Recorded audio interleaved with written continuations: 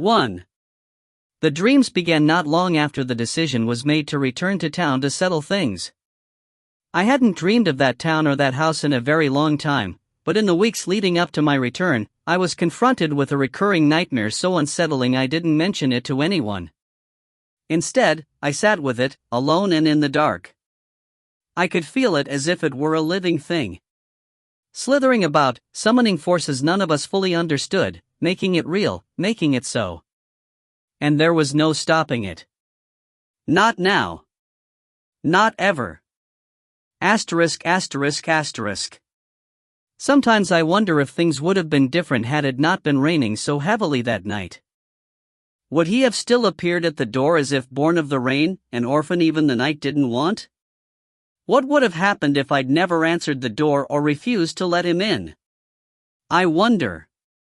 But I did. I did let him in. He arrived in darkness, in the middle of a violent downpour. I was in the kitchen when I noticed headlights gliding along the otherwise dark wall. The house was located in a rural area, on an unmarked and heavily wooded road few people ever came to, especially at night. The road was a dead end, and this was the only house there, a modest cape my wife had grown up in and my father-in-law had occupied until his death a year before. At Betty's insistence, we continued to pay the utility bills, and although it sat empty the entire time, everything was still in place, just as it had been the night Earl died. I'd arrived in town early that morning to clean the place out and get it organized and ready to go on the market. Located near the end of the road, it was roughly 100 yards in, off a 2-lane state highway that ran through town. Unless one was looking for the house or already knew where it was, most drove right by the unmarked road without even realizing it. Looking back, there seemed something strange about that particular night. Nothing I could put my finger on per se, just a vague sensation that the world around me was askew, that something wasn't quite right. Somewhere within all that darkness and rain it seemed as if nearly anything was possible. A night made for magic, everything felt dreamlike and mysterious. Or perhaps that's simply the way I chose to remember it, and that in hindsight I allowed such things into the mix to justify my own feelings. What I did know was that although our reasons were different, neither one of us wanted to be there. We hadn't been back since Earl's funeral. Betty couldn't bring herself to return, but we'd put it off long as possible. It was time to put it all to bed, to get the house in order, sell the property and move on with life. Standing in the kitchen that night, watching those headlights slink down the otherwise dark road, there was no mistaking I felt something odd. Even before I knew who it was or what he wanted, I knew what I was feeling, how powerful it was, and how I'd never felt it quite the same way before. Fear. I was beset with pure, unadulterated fear. And I hadn't the slightest idea why. As I moved to the window next to the front door, flipped the outside light switch and leaned in close to the rain-blurred pane, my eyes adjusted. A large, relatively new pickup truck had pulled into the driveway behind my car. As the headlights went out, I pictured Betty going through things in the cellar, and for some reason felt the need to call her name. She didn't respond. The driver's side door to the pickup swung open, triggering the interior light. Though it was only on for a second or two, it revealed a quick flash of an older man dropping down out of the cab before slamming the door shut. I checked my wristwatch.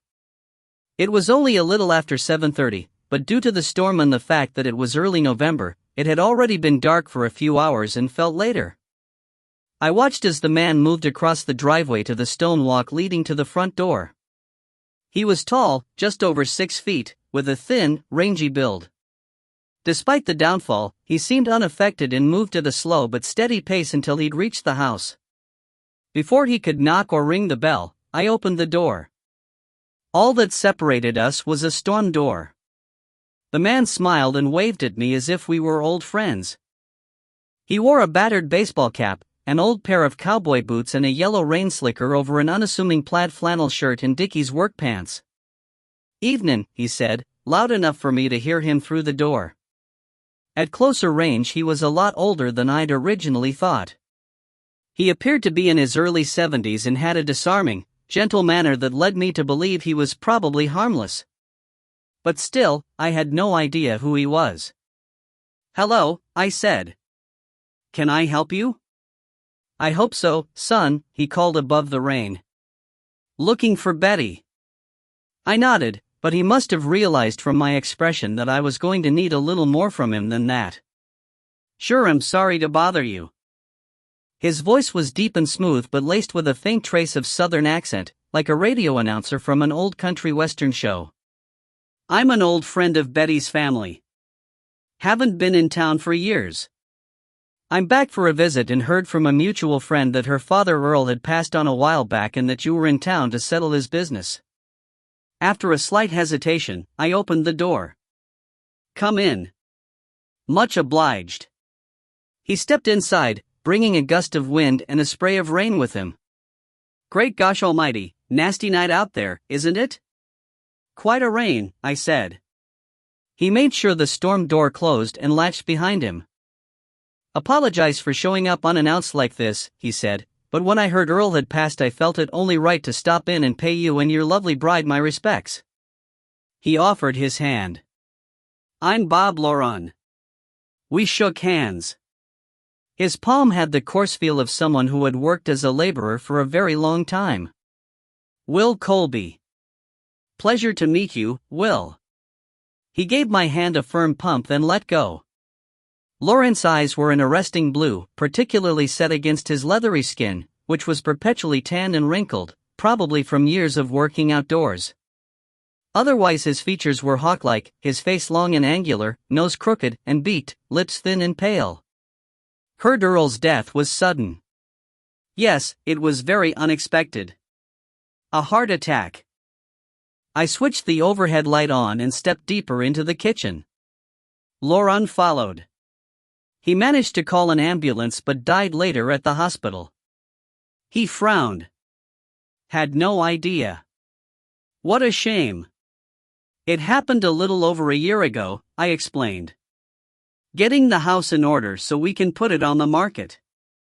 No interest in living here, huh? Afraid not.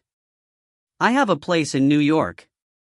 New York, he said, as if he'd never spoken the words before and thought he'd try them out. Betty turned into a city girl, did she? I smiled but offered nothing more. He shrugged as if it didn't matter and said, Earl and I go way back. Gosh, I've known your wife from the day she was born. I knew she'd lost her mother years ago.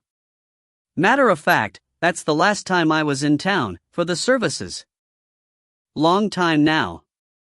Fine woman, her mama. Unfortunately, I never had the pleasure of knowing her. Betty's mother had died of cancer when Betty was 16. When Betty and I met, in our early 20s, her mother had already been gone for years. Loran apparently wasn't exaggerating when he said he hadn't been back to town in a long while. 26 years was a long stretch between visits. Earl and Jan were good people. He looked away, as if remembering something else, then sighed heavily. As I say, hadn't heard the news about her father until just today. How's little Betty holding up? Had we been discussing something else, his moniker for my wife would have made me laugh. Little Betty is 43 years old, I felt like saying, but I let it go. After all, the last time he'd seen her she was only 13. She did well as could be expected, I said.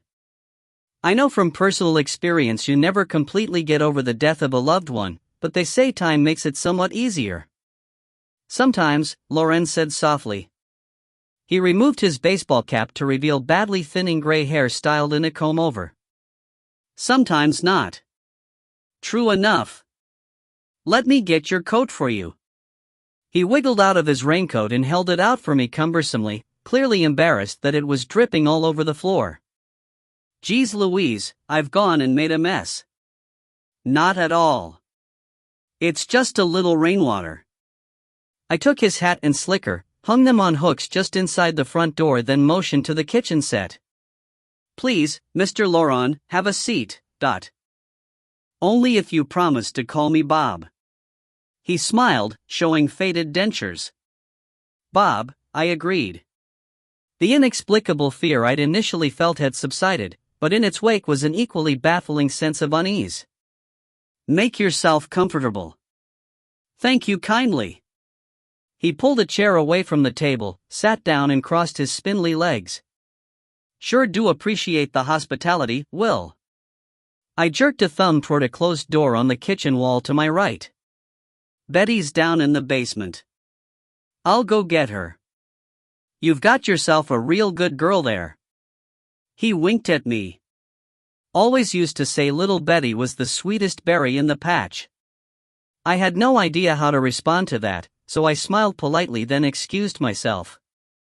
I slipped through the door and escaped down the cellar stairs to find Betty halfway up the staircase herself. She cocked an eyebrow, narrowed her eyes and gave me her best "Is someone here?" look.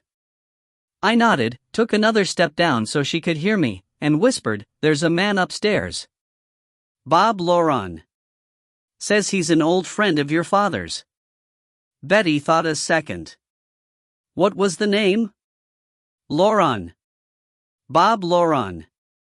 Old guy, 70s, tall and thin. Ha. Sounds vaguely familiar, I think, but. Said he's known you since you were born. Hasn't been back to town since your mom died and apparently he was visiting and heard about your father. He's here to pay his respects. Great. Betty pushed her bottom lip out and blew a renegade strand of hair up and away from her eyes. I look awful. Let me straighten myself up a little. She was dressed in a pair of sweatpants, a t-shirt and a pair of ratty sneakers. Her hair was pulled back in a ponytail, but for a few renegade strands hanging in her eyes. Tell him I'll be right there. I returned to the kitchen, closing the cellar door behind me. She'll be right up, I said. Can I get you anything? We don't have much, just a few things we brought with us and some leftover pizza we had delivered this afternoon. Thank you, Will, but I don't want to be a bother. No bother, I assured him. Something cold to drink maybe? Loron pursed his thin lips. Golly, are you two going to have anything? I couldn't quite figure out if his over-the-top down-home politeness was genuine or not. I've got some beer in the fridge, Dot. He pointed at me and grinned. You're on. I plucked a couple bottles from the refrigerator, twisted off the caps and handed him one. There you are. Sure is nice to sit and have a cold beer with friends now and then. He looked around, taking in the small room. Spent an awful lot of time in this house. Surely did. I've got so many good memories here. I was glad someone did. Yes, sir, I spent many an hour sitting right in this kitchen with Earl just shooting the breeze. Before I could think of a comeback, the cellar door opened and Betty sauntered in, looking as if she just that moment realized someone was there. Loron sprung from his chair with impressive speed for a man his age, crossed the kitchen in 2 long strides and wrapped her up in a huge bear hug. So good to see you, sweetheart, he said, still holding her tight. Over his shoulder, Betty looked at me with a befuddled expression I read as, I have no idea who this is. I suppressed a chuckle, had another swallow of beer and flashed her my own look. Well, I sure as hell don't know him. When Loron finally ended the hug, he took her by her shoulders and held her back and away from him a bit. Let me get a good look at you, girl. His eyes roamed over her from head to toe. Little Betty. Still the beauty. Betty blushed, but before she could say anything he pointed at her and said, Remember I used to call you my little strawberry? Who's the sweetest berry in the patch? She grinned helplessly. Me? Loron laughed, slapped his knee and turned to me. Didn't I tell you? I was just telling Will here how I always used to say that. I raised my bottle in salute, as I hadn't the foggiest idea what else to do. So, Betty said, doing her best to appear familiar, how have you been? Never mind me. Loron turned serious. I'm truly sorry to hear about your father. Thanks. Loron gave a sullen nod. He's with your mama now. I know. With his arm around her, he led Betty to the kitchen table. He pulled out a chair and she sat in it, then he slid into the one next to her. What was odd was that he chose the closest side of the table, which meant once they were sitting down they both had their backs to me. Rather than join them, I remained where I was. Behind me, wind tossed rain against the window over the sink, spraying the pane with a quick drumming sound. Suddenly, I was confronted with a strange vision of the woods behind the house in the darkness and rain, and a sense that someone or something was watching the house, watching us. Baffled, I sipped my beer and banished the peculiar visual from my head. Laurent was relaying a story about how years before he and Betty's father had gone on a hunting and fishing trip up in Maine. As he told Betty the story, he nonchalantly slid his arm around her. I didn't think much of it at first, but he did seem awfully comfortable physically with my wife. Maybe he's just one of those touchy-feely types, I thought. I wasn't sure I liked this latest development, but Laurent hardly seemed the stuff of predator or dirty old man, so I let it go and listened to him babble on about what fun he and Earl had on their fishing trip. Betty was enthralled, and if Laurent's arm bothered her, she gave no indication. As the story continued, with Betty injecting an occasional question, very slowly, Laurent's hand began to move from Betty's shoulder down to the center of her back. His palm went flat and he began to rub from side to side, so slowly at first that the motion was barely perceptible. But within seconds, the strokes had become longer and more pronounced, his fingers tenting then walking along the middle of her back. Was he really doing what I thought he was doing? I hoped not, because he appeared to be checking to see if she was wearing a bra. I waited to see if Betty reacted. She didn't. Unsure of what to do, if anything, I strode over to the table, keeping my motion deliberately casual so as not to project a sense of upset or urgency. Neither Betty nor Laurent noticed me, so I rounded the table and slid into a chair directly across from them. I hadn't noticed previously one way or the other, so I glanced at Betty's chest, and through the thin t-shirt saw that she had a bra on. The moment I sat down, Laurent removed his arm and shifted positions in his chair so he could comfortably see both of us. It was a smooth move, and one designed to appear as if he were accommodating me. As he continued his story, his eyes bounced between us, back and forth, but I was no longer listening to him. I was focused on Betty. She seemed unaware of what Laurent had done, which led me to question my interpretation of what I'd seen. I leaned back in my chair, pretended to be riveted with his story and ran through it all again. I reached the same conclusion. I wasn't wrong, and knew it. Laurent had absolutely been feeling for a bra. Stranger still was the fact that he knew I was standing behind them and would see what he was doing. Yet he'd made no move to hide it, not really. Why would he think this was acceptable behavior? Why wasn't he concerned that one or both of us might react badly to such a move? But what truly stumped me was why Betty hadn't reacted to it at all. Certainly this couldn't be the first time in her 42 years that a man had felt around her back for the presence of a bra, so she had to know what he'd been up to. I could understand not making a scene or overreacting, but why not nonchalantly get up and move away? She easily could have stopped what he was doing without being confrontational, aggressive, or even rude, but chose instead to do nothing. Then again, so had I. Listen to me going on and on, Laurent said, staring down fondly into the mouth of his beer bottle.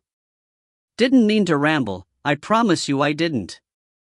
Just like the missus says, I get going and never know when to stop. Don't be silly, Betty said, gently touching his wrist. I'm glad you told me the story, I'd never heard it before. Sounds like you both had a great time. We surely did. He patted her hand. Your dad was happiest when he was hunting or fishing, you know that. She nodded, and though her eyes had turned slightly moist, she was smiling with a genuineness I'd rarely seen since her father's death. He always loved the outdoors, she said. He adored being out in nature. My feelings shifted the more I studied my wife. Her level of comfort, facial expressions and physical mannerisms while interacting with Laurent led me to believe she now remembered him, but I couldn't be sure. One thing was certain, however, his story, some silly routine about romping through the woods with her father in wet socks or some nonsense, had touched her. From what little I'd heard, it wasn't anything profound, but then, maybe that was the point. I tried to think about my own father, who I'd lost 5 years before. My fondest memories of him were largely puerile, and at least on the surface, quite trivial. It was always nice to remember the dead fondly, of course, particularly those we loved, but when it came to Betty's father it was a struggle for me because we'd never been close. We were simply too different. I never detested him to the degree he hated me, but I didn't like the man either. I was indifferent when it came to my father-in-law. While he wasn't completely void of good qualities, more often than not I'd found him disagreeable. But he was Betty's father, and she loved him, warts and all. And good for her, I'd never taken that from her or tried to convince her otherwise. I simply couldn't play along when it came time to fondly reminisce. I'd support her the best I could while remaining neutral, if not a bit removed, and in some ways she probably resented me for it, though I knew she understood how complicated the dynamic was for me when it came to her father. "How about you, Will?" Laurent asked, breaking my concentration. "Are you a hunter and fisherman too?" There was a twinkle in his eye that led me to believe he already knew the answer. "Afraid not," I said. "I find hunting barbaric and unnecessary in today's day and age, particularly as sport. Survival is one thing, but I can't understand how anyone derives joy from killing something." "Well, it's really not about the killing."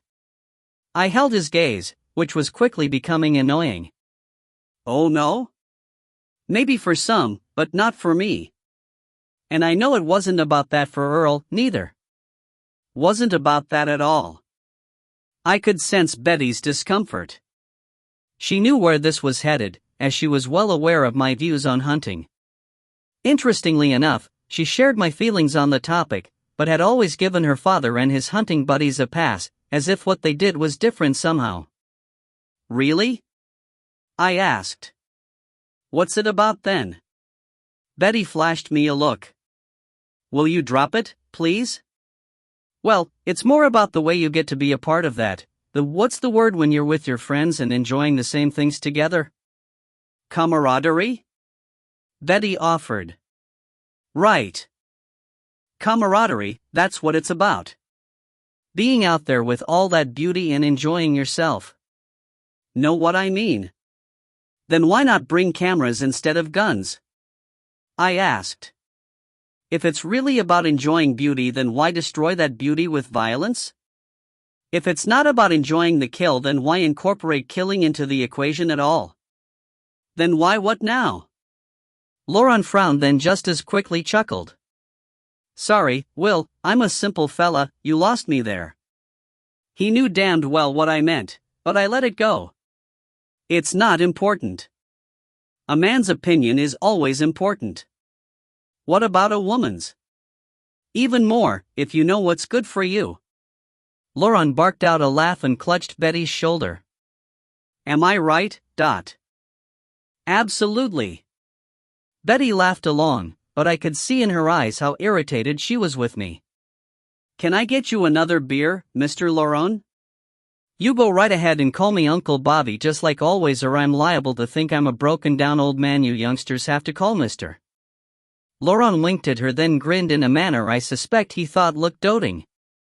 "It's been a long time since someone called me a youngster, so first of all, thank you for that." Although Betty seemed confused, graciously as ever, she hit it well with polite, accommodating laughter. "Secondly, how about that beer, Uncle Bobby?" Laurent rose to his feet, moved to the end of the table and playfully poked my shoulder. "Isn't she just the sweetest thing ever, Dot?"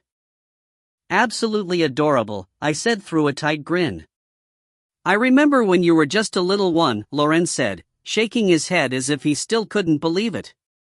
"You were the prettiest gosh darn thing I'd ever seen." The missus and I moved away not long after. Let me see now, I guess you must have been 13 or so by then. Didn't see you again until a couple years later when I came back to town after your mom passed. You were 16 and prettier than ever. And you know what? You've hardly aged a day." "Oh stop," Betty gushed. "So," I said, "what brought you back to town this time?" Laurent hesitated a moment, almost as if he were trying to think of an answer. "Came to visit some old friends. Ed and Kathy Hamilton."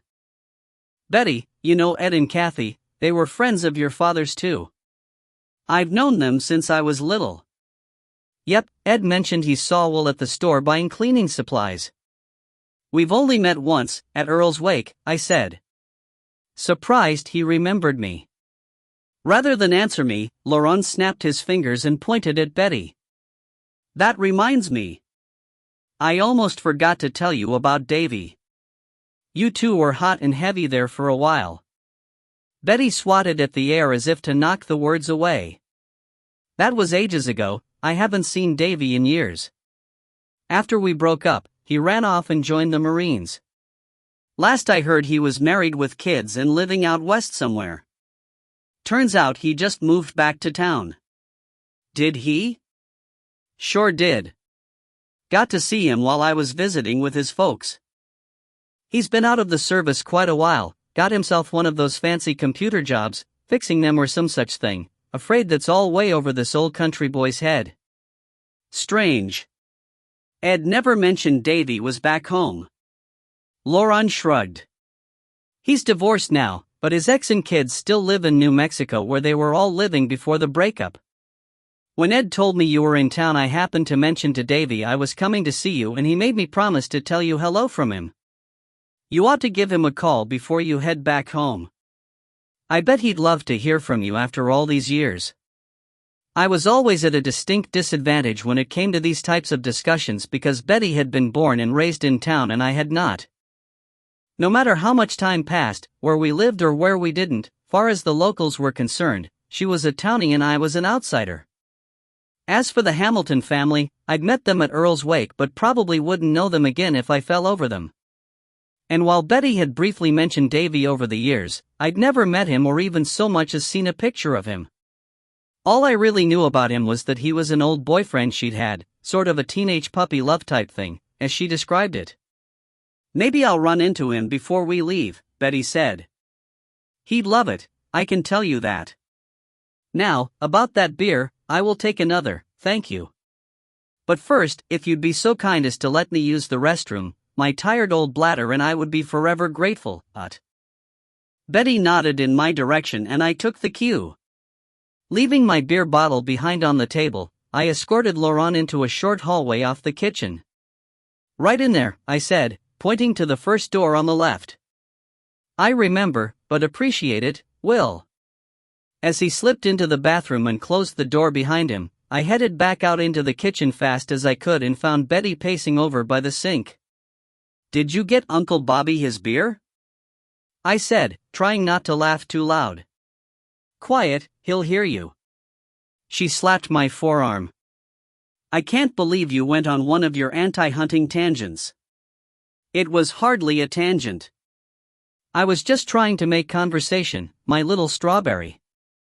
I'm serious, she said, but she was trying not to laugh herself. Look at him, he's a sweet old guy and obviously means well. No need to be rude. Good news, though, Davy's back in town. Be sure to give him a call now, he's available. Maybe you guys can have dinner and catch a movie before we leave. A girl can dream. Betty smirked at me. Wise ass. I stole a quick glance back over my shoulder to make sure he wasn't coming. And what's with all the touchy stuff? What do you mean? He had his arm around you, and at one point when he had his hand on your back, I'd have sworn he was. Oh Will, please. He's 108, a harmless old man. I'm just saying it was inappropriate for him to. Keep your voice down, she said in a loud whisper. What's gotten into you tonight? This is awkward enough. I don't need you behaving like a jealous high school kid because some old friend of my father's put his arm around me for 2 seconds and mentioned an old boyfriend I haven't seen or spoken to in decades. I let it go and tried to convince myself to at least be open to the possibility that I'd misread the old man. Fine. Sorry, I didn't mean to. I'm sure he'll have one more beer and be on his way. Betty reached into the fridge for a fresh bottle. Sounds like he and your dad were pretty close at one time, I said. Yeah, that's why this is all so strange. Thunder rolled. Why, because you didn't remember him at first? The rain kept falling, slamming the house. No, Betty said gravely.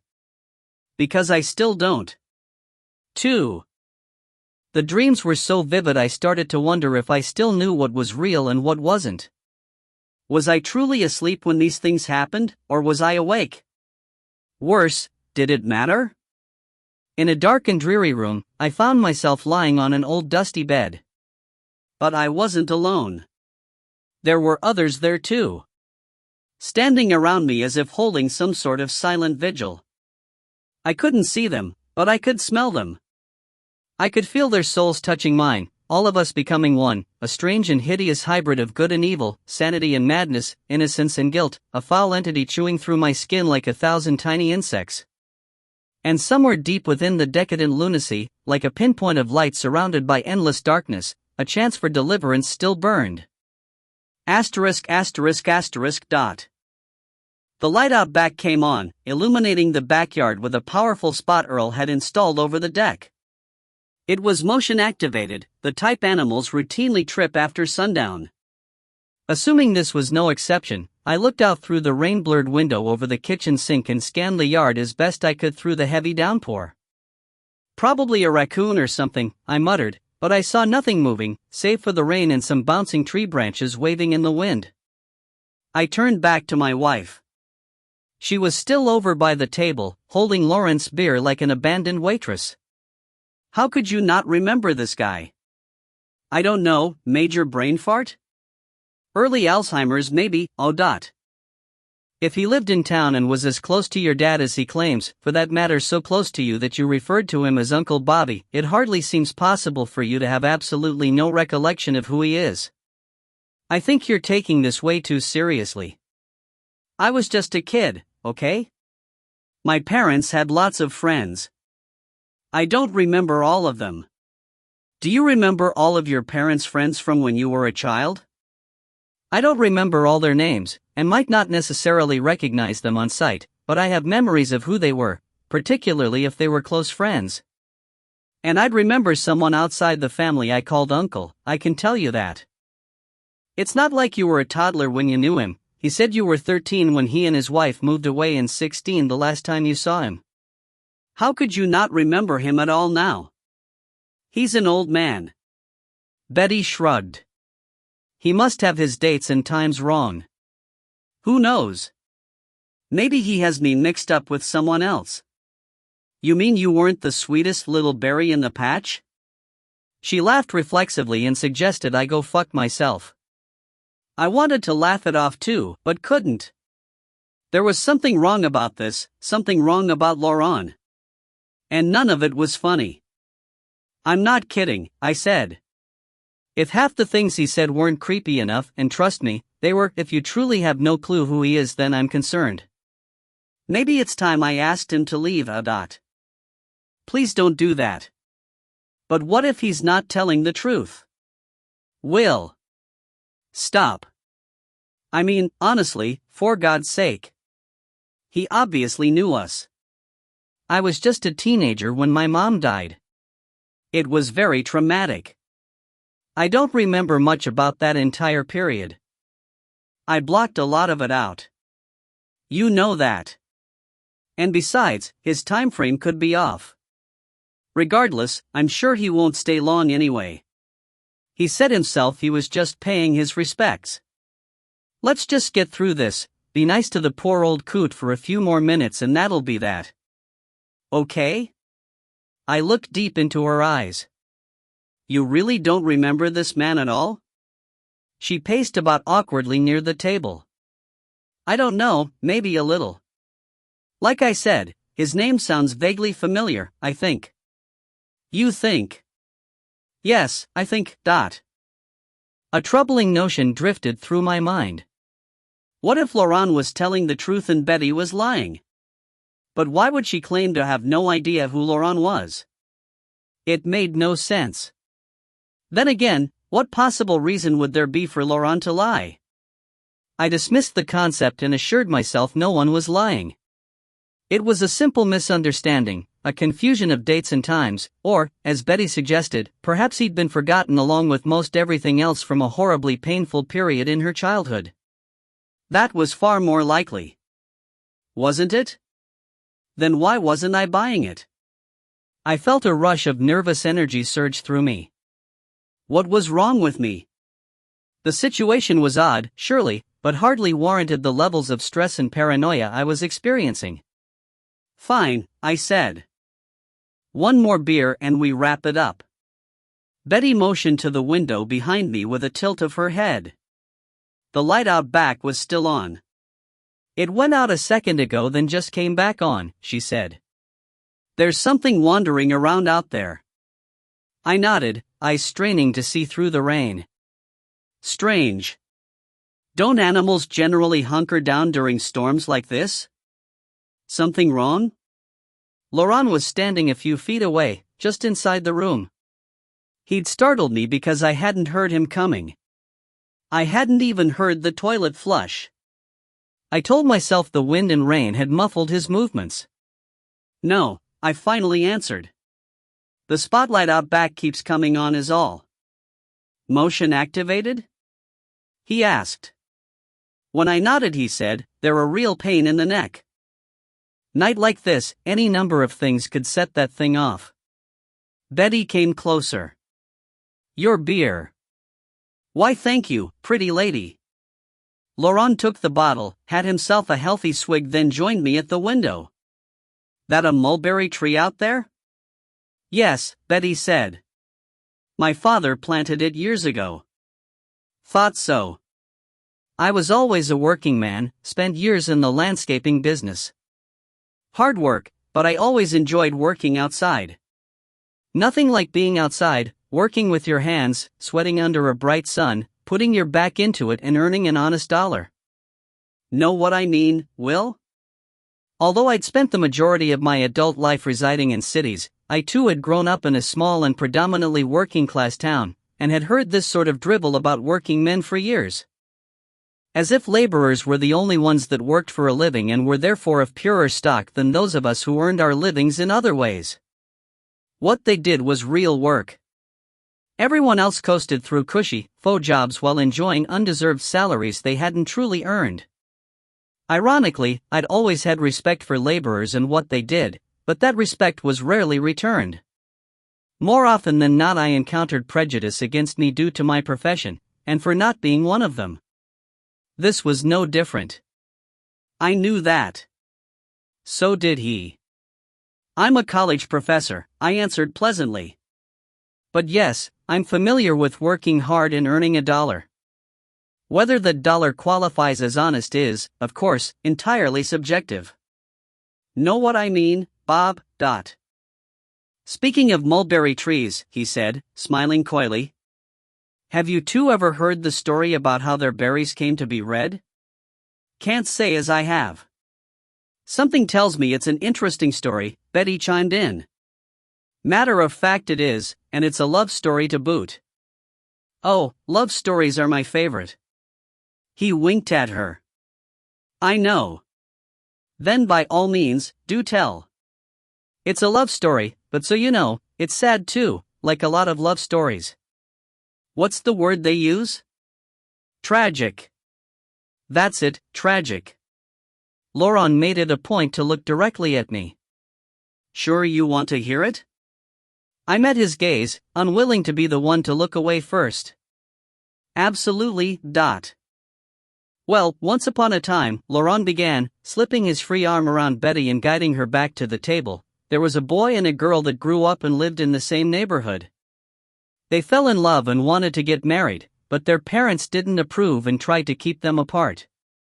Now, as fate would have it, the houses the boy and girl lived in were real close to each other, so close that their houses shared a common wall. On one side of the wall was the boy's bedroom, and the girl's was on the other. When they reached the table, Betty dropped into a chair. Laurent remained standing over her. I drifted a step away from the sink but purposely kept a bit of distance. Turns out, there was a little crack in this wall, Laurent continued. And these two found it. At night they'd whisper back and forth to each other about how they were in love and how one day they'd run away together and be happy. "How romantic," Betty said, smiling at me. I nodded but said nothing. Lauren sipped some beer then belched silently. "Thing is, nice as that wall was, they couldn't touch or even see each other, so they knew if they were going to be together, they'd have to do something. Just so happens that on a lonely old country road on the outskirts of town there was this big mulberry tree. One night, they decided they couldn't be apart anymore, and agreed to meet out there by the mulberry tree not long after midnight. The boy told her to be careful because out there in the middle of nowhere there was no telling what they might run into, especially so late at night. He told her he'd be sure to get there before she did and bring a knife with him just in case. From the corner of my eye I saw the light out back go out. Well, the girl snuck out of the house and walked a few miles to the tree and waited. It was a chilly night, so she brought a coat along, slung over her arm. She waited a while for the boy to show, but before he did, in the moonlight she saw a wolf step out of the woods and start down the road towards her.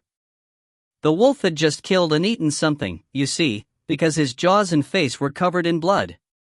Lauren took another pull of beer, relishing Betty's rapt attention. Now this poor girl was scared out of her wits, and much as she wanted to wait for her true love, she couldn't just stand there and let a wolf attack her, so she turned and ran. Afraid the coat might slow her down, she dropped it there on the road and ran off into the night. Well, the wolf grabbed hold of that coat, tore it to pieces and left it bloody and shredded at the foot of the mulberry tree. And you guessed it, right about the time that wolf wandered off, the boy showed up. He sees the wolf running back into the woods, and when he gets to the mulberry tree all he finds is the girl's torn and bloody coat. He figures because he got there too late and wasn't there to protect her, she got attacked and eaten by the wolf. Of course he's just beside himself, doesn't want to live without her. So he picks up her coat and starts kissing it, telling her how sorry he is and how he killed her sure as that wolf did. The boy takes his knife and cuts his throat. The blood sprays all over the tree, turning the berries dark red. Betty was hanging on his every word, watching him intently. Just about this time, the girl decides, scared as she is of that wolf, it's worth the risk to be with the one she loves, so she turns around and goes back. She gets there just in time. The boy is dying but still alive. With his last breath, he looks into her eyes, the most beautiful eyes he's ever seen, and with a smile, dies in her arms. "Your love for me killed you," she says.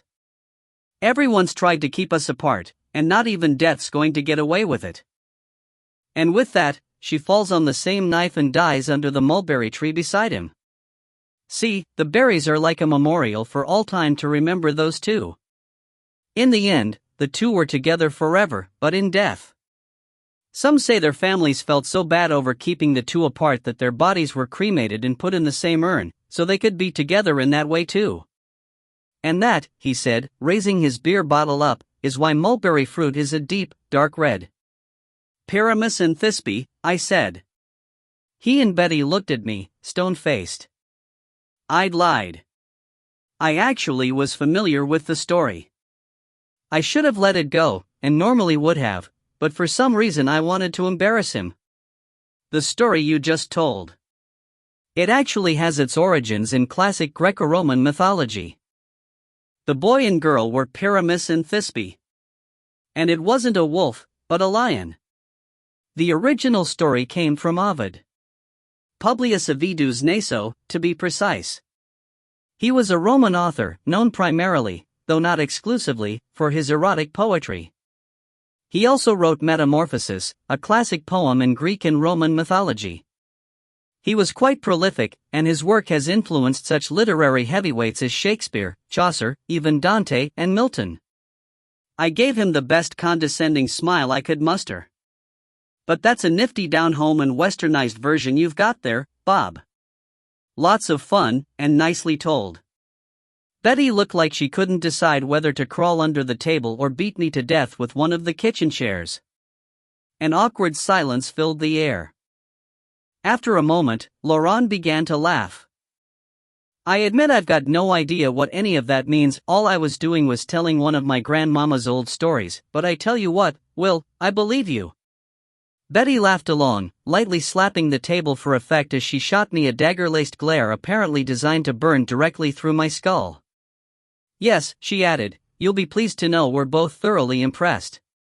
Just trying to be helpful, I mumbled. I already regretted what I'd done. I'd embarrassed no one but myself and knew the moment Betty and I were alone she'd call me out for it. I just couldn't help myself. There was something about this man that caused me to instinctually dislike and distrust him, and that brought out the worst in me. But what concerned me most was that Laurent seemed well aware of this and was purposely trying to provoke me. I could see it so clearly. How could Betty be oblivious? So where did you and your wife move to? I heard Betty ask him. South Carolina. Beautiful down there, let me tell you. Ever been? No, never have. How about you, Will? I've driven through a couple times. I finished my beer, set the bottle in the sink, then went to the fridge and against my better judgment, got myself another. But that was years ago. Laurent nodded, as if he deemed my answer acceptable. So you've only been in town since this morning? Yes, I explained. Been putting this off for months, but now it's time to get this place cleaned out and on the market. Maybe you've been putting it off because you got more to do here than settle Earl's affairs. What do you mean?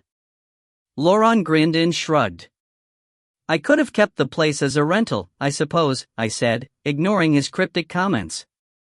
But it needs a lot of work, so it made more sense to just sell it off. Besides, keeping this house would have been difficult. Wouldn't be the same without old Earl wandering around in it, that's for sure.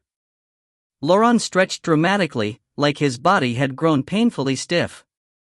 Probably best you stay down there in New York anyway. Got at least another day of work cleaning this place out and doing some dump runs, I said, hoping he'd get the hint. Between that and donating the rest of the furniture and whatnot to the local Salvation Army, the place should be ready to put up for sale. Still quite a bit to do though. Well, nice as this is, he sighed, I've bothered you long enough this evening. Time to get a move on. Don't be silly. Betty touched his wrist. No bother at all. Thank you, darling, but I really should get these old bones moving. Be careful in this rain, Betty said. Especially making such a long drive like that, sounds exhausting. It is, but I'll be fine. Hoping once I get through this mess it'll be smooth sailing. He powered down the remainder of his beer and set the empty bottle on the table. Hope you two don't have to drive in this mess tonight, No, Betty told him, we're spending the night here. I wished she hadn't shared that information, but it was too late to stop her. Good. Stay safe. Darkness crossed his face. You have my deepest sympathies on the loss of your dad. Earl was a good friend and a fine man. Thank you so much. Betty rose to her feet. It's been great to see you, again. You too, darlin'.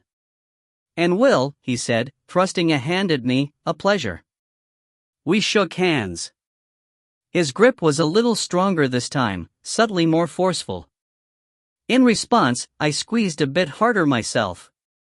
Pleasure's mine, Bob. Thank you for inviting me into your home. He continued to pump my hand. Neither of us loosened our grips. A man should only go where he's invited. Always found that to be the best policy, least for me anyhow. Seemed an odd thing to say, but then nearly everything that came out of his mouth sounded odd to me. I responded with a quick and decisive nod, then released his hand. Drive safely now. You bet. He gave Betty another big hug, then kissed the top of her head, the way a parent might, and made her promise she'd take good care of herself. Arm in arm, they sauntered to the door. Laurent took his raincoat from the hook, slipped it on, then pulled his baseball cap on tight and waved back at me with a smile I could only describe as smug. And then he was gone, released back into the rain from which he'd come. The door was closed and it was just the two of us. Betty immediately went on the offensive, as I knew she would. She wasn't being nasty, she was only trying to understand why I'd behaved the way I had. What she didn't realize was that I was struggling to understand it too. I didn't want to fight, so I made an effort to prevent things from escalating. "What was all that about?" she asked, arms folded over her chest. "I don't know. You made a total ass of yourself. Why were so rude to the poor man?" "I'm sorry, You just what? Why would you behave that way? He could not have been sweeter to us. You don't even know the man, and here you are." "Do you know the man, Betty?" She calmed a bit and considered my question. "The name Laurent does sound familiar, but honestly, I can't seem to place him at all." "You remember the name but not him." She made a funny face. "Weird, huh? Maybe he's not who he says he is." Her expression left no doubt as to her thoughts on that theory. "And why would he lie about who he is? Why take the time to stop here and pretend to be someone he isn't? What point would there be in that? Seriously, do you hear yourself? Sweetie, come on. Obviously he's old and confused, has his dates and times mixed up. Even if he did move away around the time my mother died, like I said, I blocked a lot of that out. Wouldn't that make more sense? Do you remember calling one of your father's friends Uncle Bobby?" She looked as if she were thinking about it, which struck me as odd. "No," she finally said. "Maybe I've just forgotten that." I watched the headlights of Laurent's truck disappear along the dirt road before vanishing completely in the storm. "Well, doesn't make much difference now, I guess. He's gone." She reached out and gently rubbed my back. "You okay?" "I don't know what got into me tonight." I sighed and gulped some beer. "I thought the guy was creepy right from the start, and I didn't like the way he was running his fingers along your back like he was checking to see if you had a bra on, Anne." "You really think that's what he was doing?" Betty bit her lip in an effort not to laugh. "Honestly? Don't you?" "No, sweetie, I don't." "Fine," I said, waving at the air between us, "then I must have been mistaken. I'm sorry, I'm tired, Anne." She gave me a quick kiss. Vintage Betty, she never stayed angry long. That cellar was grotesque. "Think I'll call it for today and take a shower. Want to go to bed early? That way we can get an early start tomorrow. The sooner we get this finished, the sooner we can get home. Plus, there's snuggling to be had. Serious going to bed early snuggling." I felt myself smile. "Sounds good. Just one condition. You take a shower too.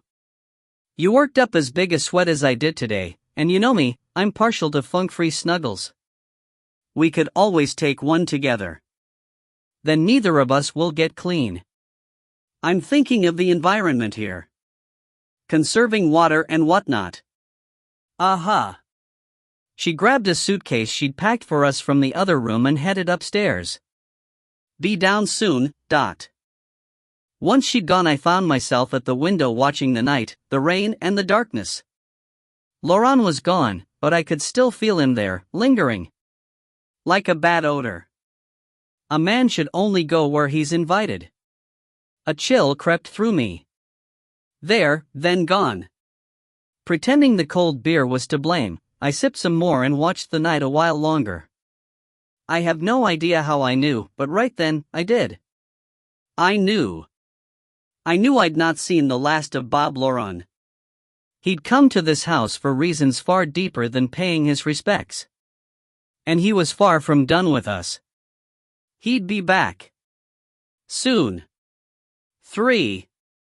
In the dreams, teardrops fell like rain from a black sky, every path led to nowhere, and in the dark, the vague silhouette of a man danced at the edge of a shadowy forest with the jerky movements of a marionette, its inhuman face white as chalk, its eyes ringed in black.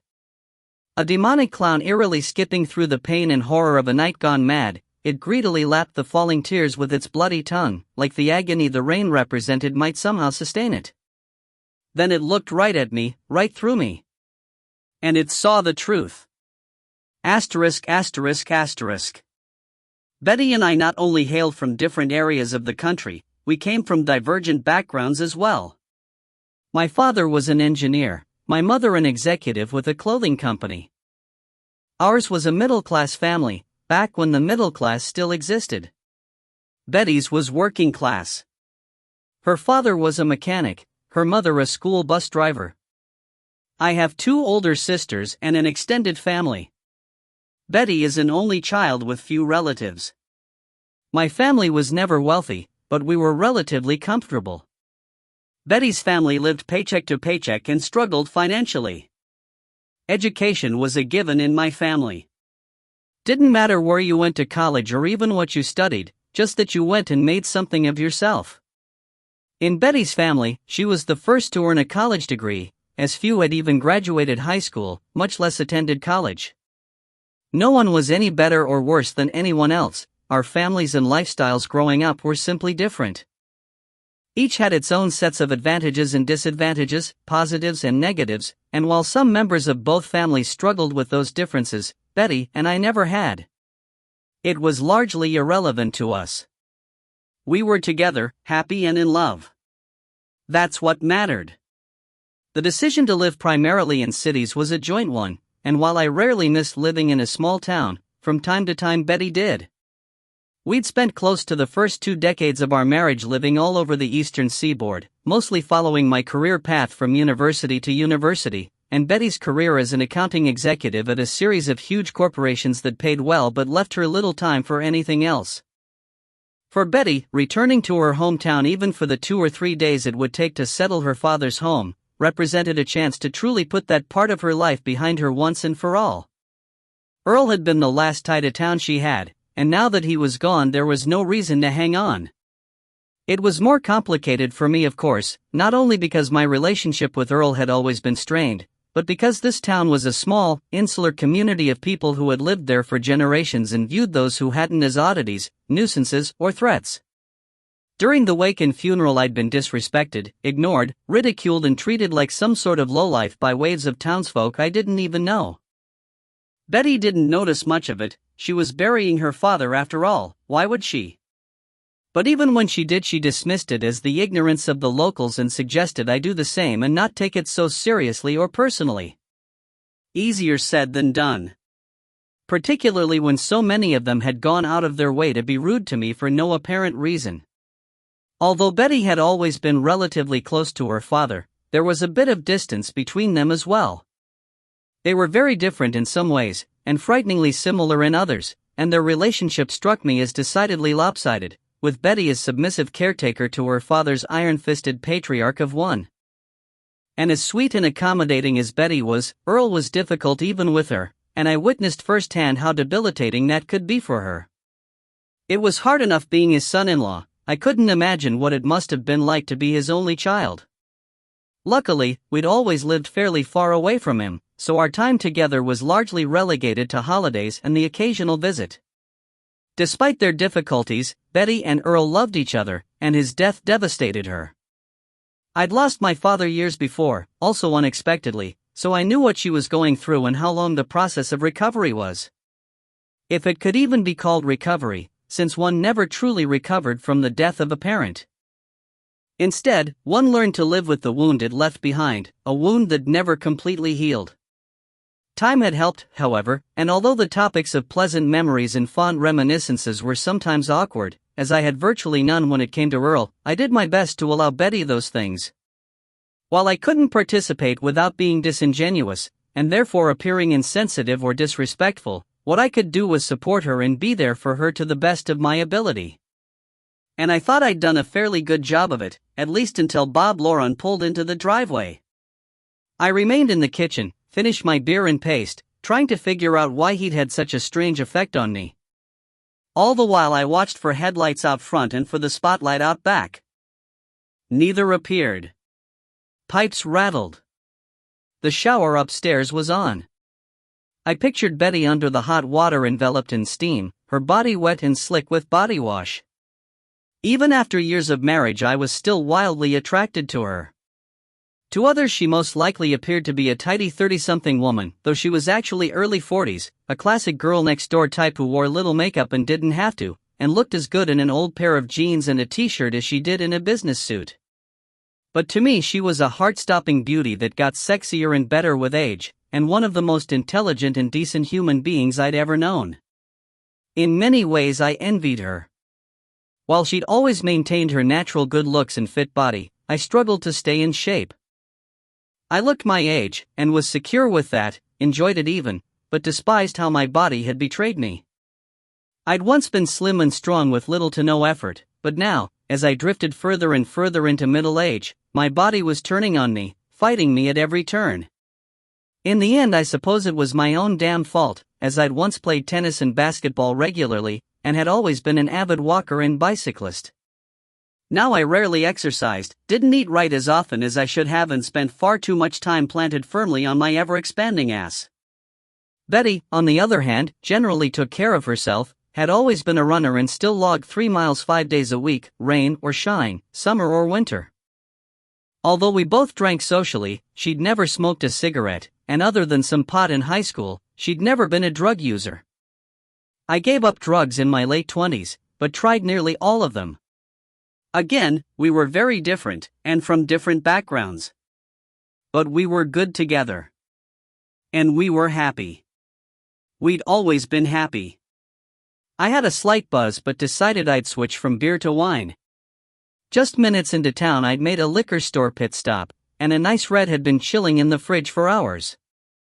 I poured myself a glass, downed it, then poured another and decided to relax and get lost in a novel I'd brought along until Betty was done with her shower. But then a rumbling sound shook the entire house.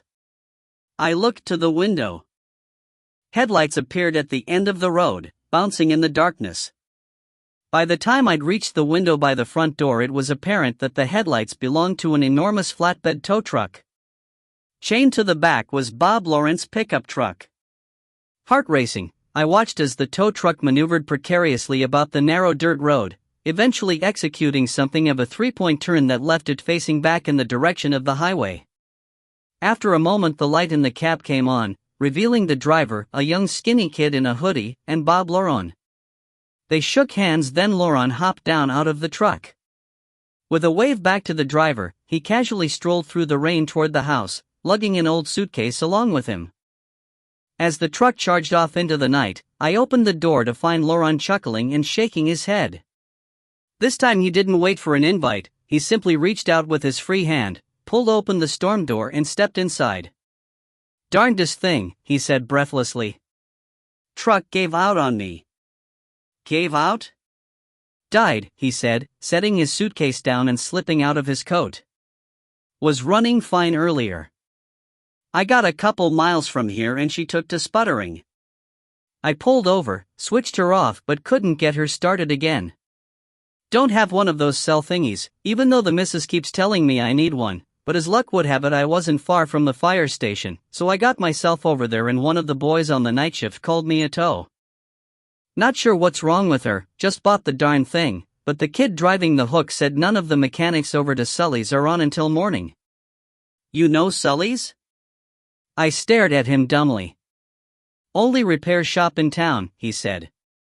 "Sully was a good man. Heard he passed on few years back. His son runs the garage now.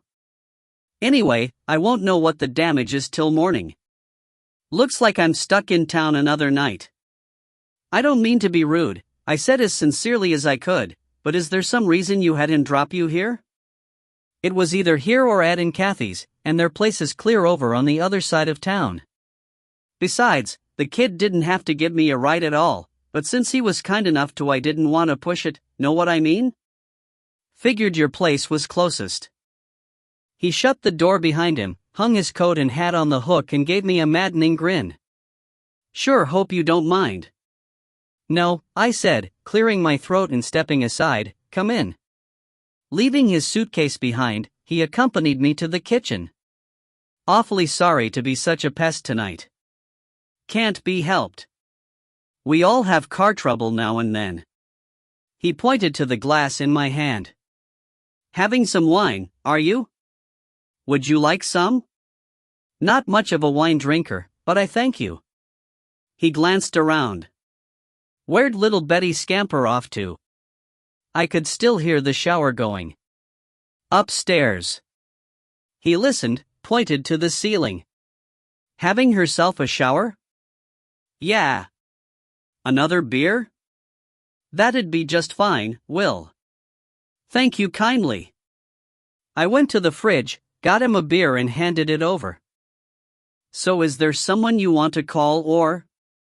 Well, he said, pausing to take a long pull, thing of it is, Will, there's not really anybody to call.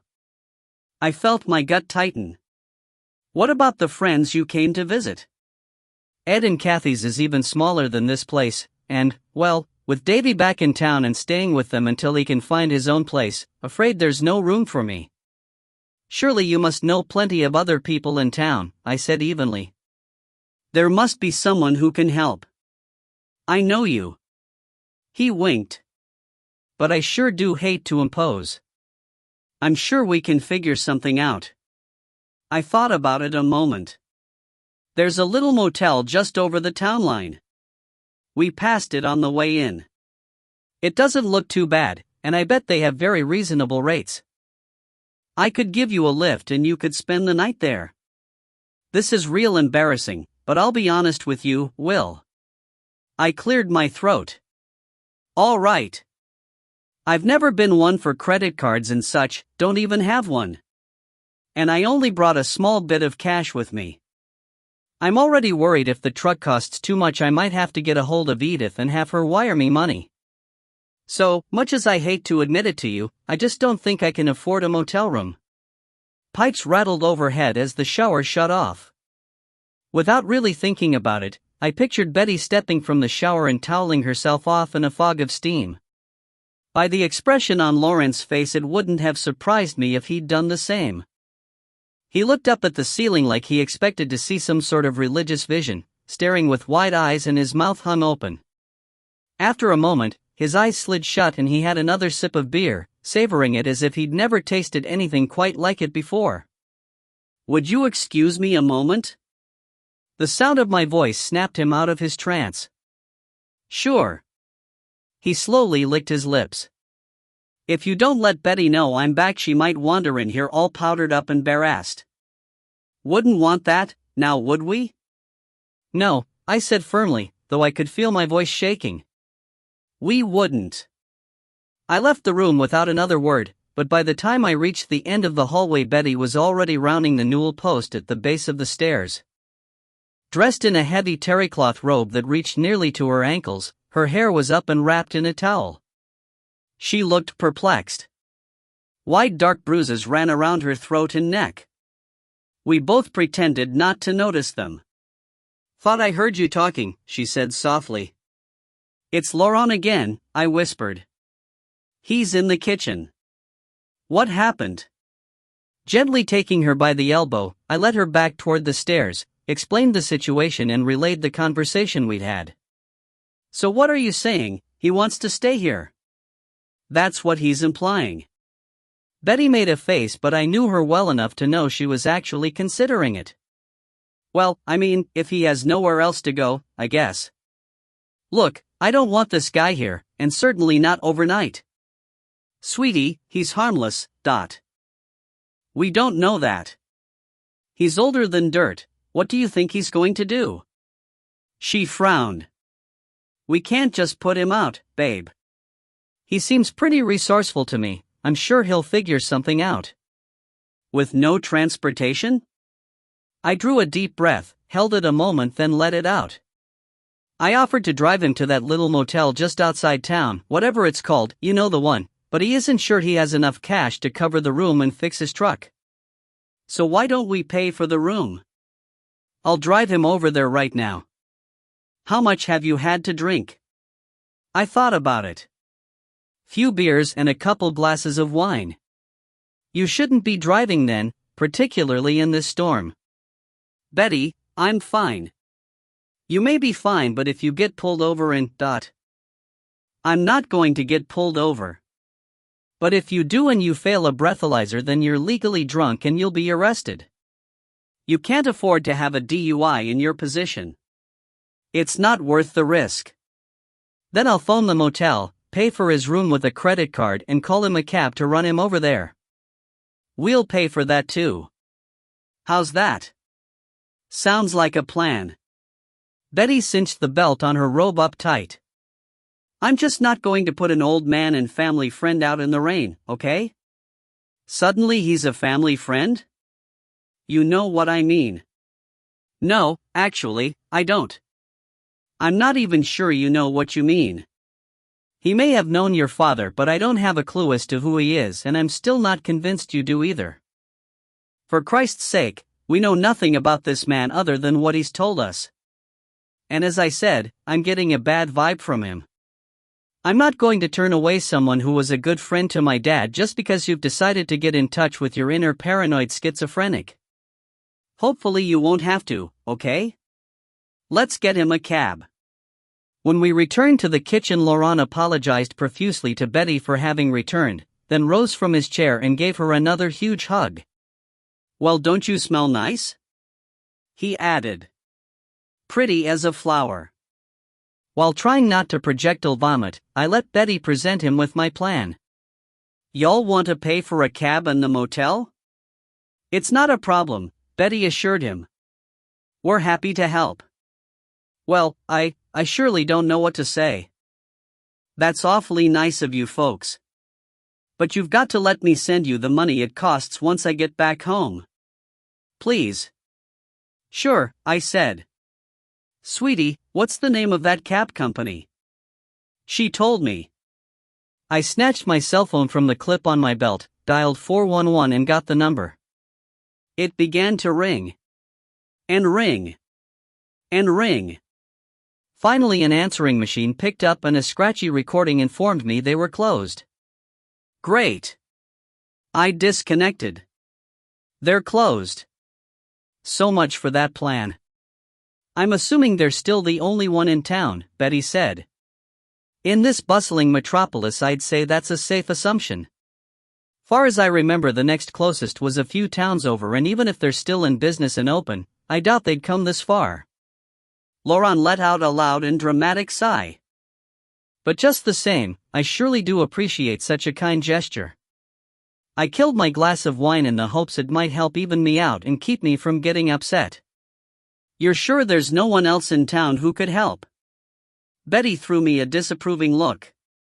I'd be happy to hunker down in the car out in the driveway, Laurent said with a straight face. That way I wouldn't be in the house, Anne. That's ridiculous, Betty snapped. For God's sake, we're not going to have you sleeping in the car. No, now Betty, I understand not being comfortable with a stranger staying the night. You and I know each other, but Will and I just met. After more death glares from my wife, I said, It's not that, Bob, I just... Tell you what, he said, cutting me off. I've been enough of a bother to you both this evening. I'm sure I can make other arrangements. I'll just grab my suitcase and get right on out of your hair. I can walk back to town and figure something out from there. No, Betty turned to me. Will, he cannot walk all that way in this storm. No, I begrudgingly agreed, of course not. I think we've exhausted our options here. This time Betty spoke directly to Laurent, as if I was no longer part of the conversation, which I suppose I wasn't. I can make up the couch in the den for you, and in the morning we can get you down to the garage to see about your truck. Much as I appreciate that, Laurent said, suddenly looking like an abused and abandoned puppy, I don't want to stay if y'all aren't comfortable with me being here. It's fine, Betty said, putting a hand on his shoulder. Truly. You sure you're all right with it, Will? I wasn't, but nodded anyway. You're sure? He pressed. Yes. I clenched my jaw. It's fine. Then it's settled, Betty announced. You'll stay the night. Laurent put his hand out. Thank you, Will. I shook his hand. Quickly. And you too, Betty. Laurent drew her into another hug. Our eyes met. Very slowly, one of his hands lingered near her lower back, then slid down just enough so that his fingertips were touching her ass. I could tell he was purposely making very light contact so Betty wouldn't feel him through the robe, and as she hugged him back he smiled at me over her shoulder. It was a triumphant smile, void of humor or kindness and laced instead with an air of superiority and gleeful depravity. Perversion. Do something his eyes dared me? Say something. Go ahead. Do it. It was then that I realized there was more to his brilliant blue eyes than I'd noticed previously. The colors served as a distraction, but for the first time I saw beyond that. There was something wrong with his eyes, something horribly wrong. It was as if they were disconnected somehow, distant and present all at once, like the eyes of something that was alive but shouldn't have been. In that moment, Bob Laurent barely seemed human. Despite my discomfort, I held his stare with one of my own. One designed to let him know I had his number and understood exactly what he was up to.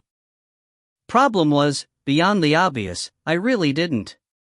And he knew it. 4. In the dream, the children were always there too. They looked human until they turned to me and I saw that they had no faces.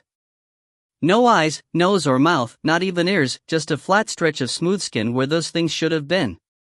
Like they weren't quite finished. Or perhaps those things had been brutally scraped smooth intentionally. As if, in some way I couldn't yet understand, they'd been erased as whole and unique human beings, and these abominations were all that remained, deaf, dumb, and blind mutations. They had no ears. Yet they could hear. They had no mouths. Yet they could scream. They had no eyes. Yet they could cry. My God, I thought. Could any of this really be happening? Frightening as it was, the possibility that it was all in my mind was even worse. It meant this was about me and no one else. It meant I'd slipped off that wall I'd been balancing on since this nightmare began. It meant I'd finally fallen over the side. And there was no way back. Asterisk. Nothing seemed quite real. I'd never felt so vulnerable and unsafe, even in this house, or I'd never felt particularly welcome or comfortable to begin with. Now it was as if I'd been caged in a zoo and only just then become aware of it. It was like I was trapped inside a mirror looking out, a helpless reflection watching the night play out before me. Laurent was clearly goading me, but why? What could he possibly have against me? We didn't know each other, had never even met. What did he want, and why was he purposely trying to provoke me with his behavior around Betty? Much as I wanted to tell him to keep his goddamn hands off my wife and his inappropriate comments to himself, I knew that's exactly what he was hoping for, so he could feign innocence and I'd look like even more of an ass. But why? What was the point? I wasn't about to give him the satisfaction of playing into his hands, but at the same time, I wasn't sure how long I'd be able to stop myself from reacting, particularly if he continued ratcheting up his behavior, gradually tightening a vice I couldn't ignore forever. I put the wine away. No more drinking. My mind was already fuzzy and I was feeling no pain. I needed to be alert and aware from here on out. I lingered in the kitchen doorway, trying to sort my thoughts while keeping an eye on him. He joined Betty in the den as she made up the couch for him with a sheet, blanket, and pillow she'd found in the linen closet. I was only half listening, but he was in the midst of another heartwarming saga, this one about a party he'd attended here when Betty was just a little girl, and what fun they'd all had. He even recited the country music tunes he and Earl had loved and how they'd played records and gotten so drunk they both started singing along with George Jones, making fools of themselves and not caring in the least. I focused on Betty. She loved every minute of it, listening to these stories she'd never heard before from a man who portrayed himself as someone that truly loved her father. That didn't concern me. What did was the way she so effortlessly slipped into the role Laurent wanted her to play, that of innocent little Betty, a blushing beauty so taken with him and his self-serving compliments that she didn't know any better than to smile and bow her head and giggle and fawn over every word like an attention-starved teenager. Where was my wife, the educated, savvy and sophisticated woman I knew and loved, the one who'd see this for the bullshit it was in a New York Minute? Who was this woman-child so easily swept away by a strange old man and his pandering tall tales? It was as if an internal switch deep inside her had been thrown, as if Laurent knew exactly where it was and how to manipulate it, how to arm it when she was interacting with him and how to switch it back off when she was dealing with me. But that was ridiculous. No one had those sorts of abilities. The entire thing was absurd, yet that's exactly what was happening. As Betty bent forward to straighten the blanket on the couch, her robe opened just enough to reveal a hint of cleavage. Laurent casually adjusted his position so he'd have a better view, then glanced back over his shoulder at me and winked. "Will and I are going to sleep in my old room," she told him. "And we could have put you up in Dad's bedroom, but we donated the bed this afternoon, there's nothing to sleep on. This is just fine, darling. It's a comfortable couch. Shouldn't be too bad for one night. I appreciate you going to all this trouble." He hugged her yet again, purposely crushing her against him harder and longer than was necessary. If it bothered Betty, she didn't show it. In fact, she reacted by returning the hug and going on and on about how it was the least she could do. There was no question. This was a different Betty, a Betty I didn't know because she'd existed prior to my meeting her. That's why in Laurent's presence she seemed like a stranger to me as well. This was a dated version of my wife, a version Laurent was able to resurrect whenever he wanted to. All he needed was some silly stories about her father, a few inane compliments and as many inappropriate hugs as he could get away with, and there she was, back from whatever grave Betty had left her in. That made me odd man out. With my own wife. In an unforgiving old house I had no connection to or feelings for, and no memories of, but for those unpleasant times I'd had no choice but to be here. In some ways it wasn't that far off from when we'd come to visit over the years. Only it was bearable when I felt that way in Earl's presence. After all, he was her father. Who the hell was Bob Laurent? Besides, Laurent said, snapping me back, "I'm having so much fun I don't know if I'll sleep tonight anyway. It's just so good to see you again, Betty, and it's been a pleasure meeting and getting to know you. Well, who'd want to sleep on a night like this? Heck, I feel like a kid at a slumber party." "Well, if it's going to be a sleepover," Betty laughed, "we need to get in our jammies and have popcorn." "You already got your jammies on, girl." Laurent slapped his knee. "Least I hope that's what's under that robe." Betty playfully feigned shock. "I'll never tell." "What are you trying to do, kill this old boy?" As they continued laughing, he turned to me. "Well, I guess we need to get our nightclothes on." I forced a smile. "You go right ahead." My head was reeling. I couldn't believe we were having this conversation, jokingly or otherwise. "I'm all set." Betty gave me a look. "Don't be such a grouch, he's only kidding. Maybe we ought to just settle for the popcorn and some more beer." Laurent managed through another burst of laughter. My wife followed suit. Rain pummeled the house. It had slowed for a bit but had regained its strength in the last few minutes. I couldn't recall the last time I'd experienced such a prolonged and violent rain. "Look," Betty said, her tone suddenly serious as she pointed at the window behind me. "It's doing it again." The backlight had come on. Rain sprayed the window, drumming the pane in a steady rhythm as I moved closer and peered out. I don't know what I expected to find, but all I could make out was rain and shadows, glimpses of the backyard and a blurry tree line leading to dark forest beyond. Nothing seemed out of place, and everything looked just as it had in daylight. But in the storm, and bathed in the eerie liquid glow of the spotlight, the world beyond the window took on a surreal and alien edge, like I'd caught sight of a version from some alternate reality. "Why does it keep doing that?" Betty asked softly. "Something must be setting it off." I turned from the window. "There's nothing out there, don't worry about it." That's what I said, but what was going through my mind was the fact that the light had only done this while Laurent was in the house. The entire time he was gone it hadn't come on. Not once. Everything else had been the same, the storm, the night he was the difference. Ridiculous as I knew it was to even consider that Laurent could somehow be causing the light to come on and off, I couldn't shake the idea that at a very minimum, it had something to do with him. Betty slid in next to me and gazed out the window as if in a trance, her eyes slightly squinting at the night. "Something," she muttered. "What's wrong?"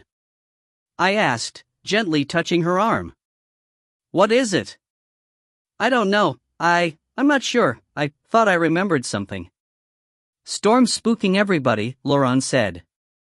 "World's not the same when it rains. Everything changes." The sound of his voice snapped Betty back from wherever she'd gone to. She blinked her eyes rapidly and stepped away from the window. The confusion on her face drifted away as she looked to Laurent. Their eyes met and locked. "Yes," she said, "you're right, I think that's it." "The storm, it." I stepped between them. "Sweetie, are you all right?" "Of course," she snapped. "Shouldn't I be?" Stunned by her venomous response, I froze. "I'm going upstairs to dry my hair then put something on for the night," she said, staring at me dully. "I really shouldn't be running around the house with nothing on under my robe." "We have company." I nodded, unsure of why she'd felt the need to say that aloud.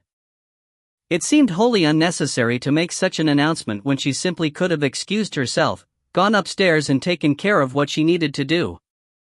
Which is exactly what she normally would have done. But nothing was normal about this night. Not anymore. "You go and do what you need to do, little one," Laurent said. "Will and I can sit and have another beer and chat a while." "Isn't that right, Will?" "Yeah," I answered. "Sure." Laurent winked at Betty. She winked back. "You boys play nice." As she crossed the kitchen, left the room and headed up to our bedroom, the outside light went out. It took everything I had not to follow her, but I forced myself over to the table and motioned to a chair. "Have a seat." He did, a silly grin plastered on his face. His presence threw everything off. Nothing felt the same, or as it should, and the longer Laurent's invasion into my life continued, the stronger the sensations became. I took a seat across from him and placed my hands on the table. "Not going to leave me drinking all by my lonesome, are you?" he asked. "I think I've had enough for tonight." He placed his beer bottle on the table. "Then maybe I have too.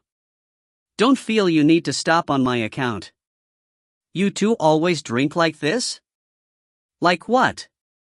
"Well, we've all had quite a few tonight already. And the night's young. Just being sociable, Bob." He leaned back. "It happens." "What does?" "People that've been together a long time, like you and Betty for instance, fall into certain patterns of, well, let's call it comfort.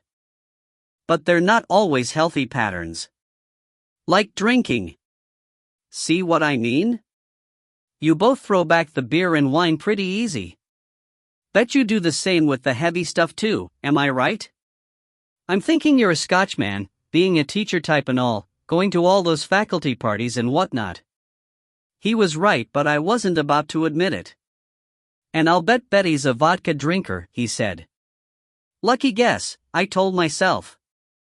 Sure, Betty and I drank socially, but neither of us had a problem.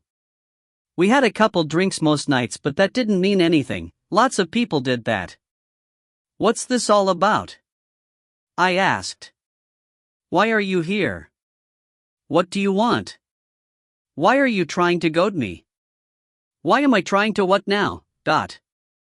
"Look, do us both a favor and drop the hillbilly bumpkin act, alright? It's just you and me now, so there's no reason for your good old boy routine. You know what I'm asking you, and you know damn well what goad means." Laurent smiled like I'd amused him. He grabbed his beer bottle and drank the rest of it down. "Well, looky here, the dog's got some fight in him after all." I felt a warm tingling sensation spread through my body. "Why would you want me to fight with you?" If a man came into my house and did to my wife what I've already done to yours, I'd knock his dick in the dirt. I'm not some kid on a schoolyard. I don't get into fistfights. Too good for that, huh? Above it, are you? Yes, I am. Civilized, right? He chuckled, bowed his head and thought a moment. Or just maybe that's code for being a prissy little faggot, a scared pussy boy. What do you want? Never understood why people use the word pussy when they mean to say weak. Pussies are strong. It's amazing the beating they can take. I grit my teeth. You think I'm afraid of you? I think you're afraid of everything. Why are you here? Just an old family friend lost in the storm is all. Bullshit. Betty's not even sure who you are. She knows exactly who I am, he said evenly. She's remembering. What do you want, Lauren? Just here for a little fun. He smiled with his eyes. Betty always was fun. You should have heard old Davy Hamilton going on about her today. They were quite the item when they were younger, you know. We all have old flames, I said. So what? Davy sure does have some great stories about her. Come to think of it, plenty of boys in town do. Guess nobody's got to tell you, but damn, that girl sure can suck dick, can't she? She always loved it in her mouth, natural-born cocksucker, that one. I sprung to my feet, fists clenched before I'd even thought about it. I was so angry my entire body was trembling. I hadn't come so close to hitting another human being since high school. Get out. Ah, you don't want to do that, Will. Betty wouldn't like it. When she hears what you've just said she'll, What did I say? That Davy sure did have some nice things to say about her? Well, gosh, Will, I'm awfully sorry. I didn't realize you had a temper like that and would react the way you did to some old stories from a few boys that dated your wife before she even knew you. But if I've offended you somehow, I truly didn't mean to, and I hope you'll accept my apology. He winked, crossed his arms over his chest. You going to throw me out for that? I'm going to tell her what you really said. You think she'll believe you? Yes, I do. She's my wife. Maybe she won't want to believe it. Ever think of that? I stood there shaking, wanting nothing more than to put my hands around his scrawny old neck. Why are you doing this? There must be some point. Sit down, boy. We both know you aren't going to do anything.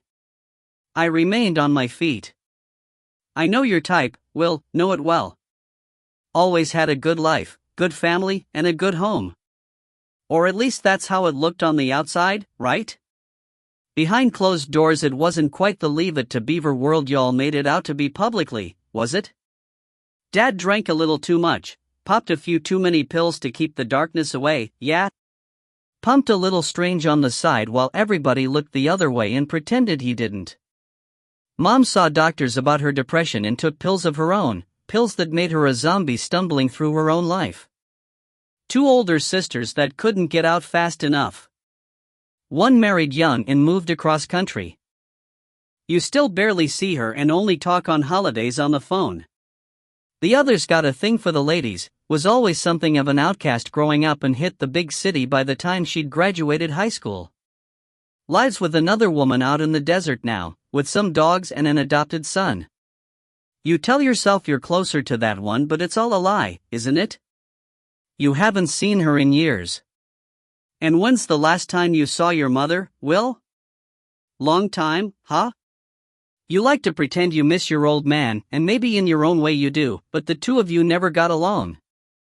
You were a disappointment to him and he was a disappointment to you. You had all the advantages, made the most of them, went to school, studied and worked hard and got ahead. Fucked around in college with plenty of babes, but none of them meant anything to you.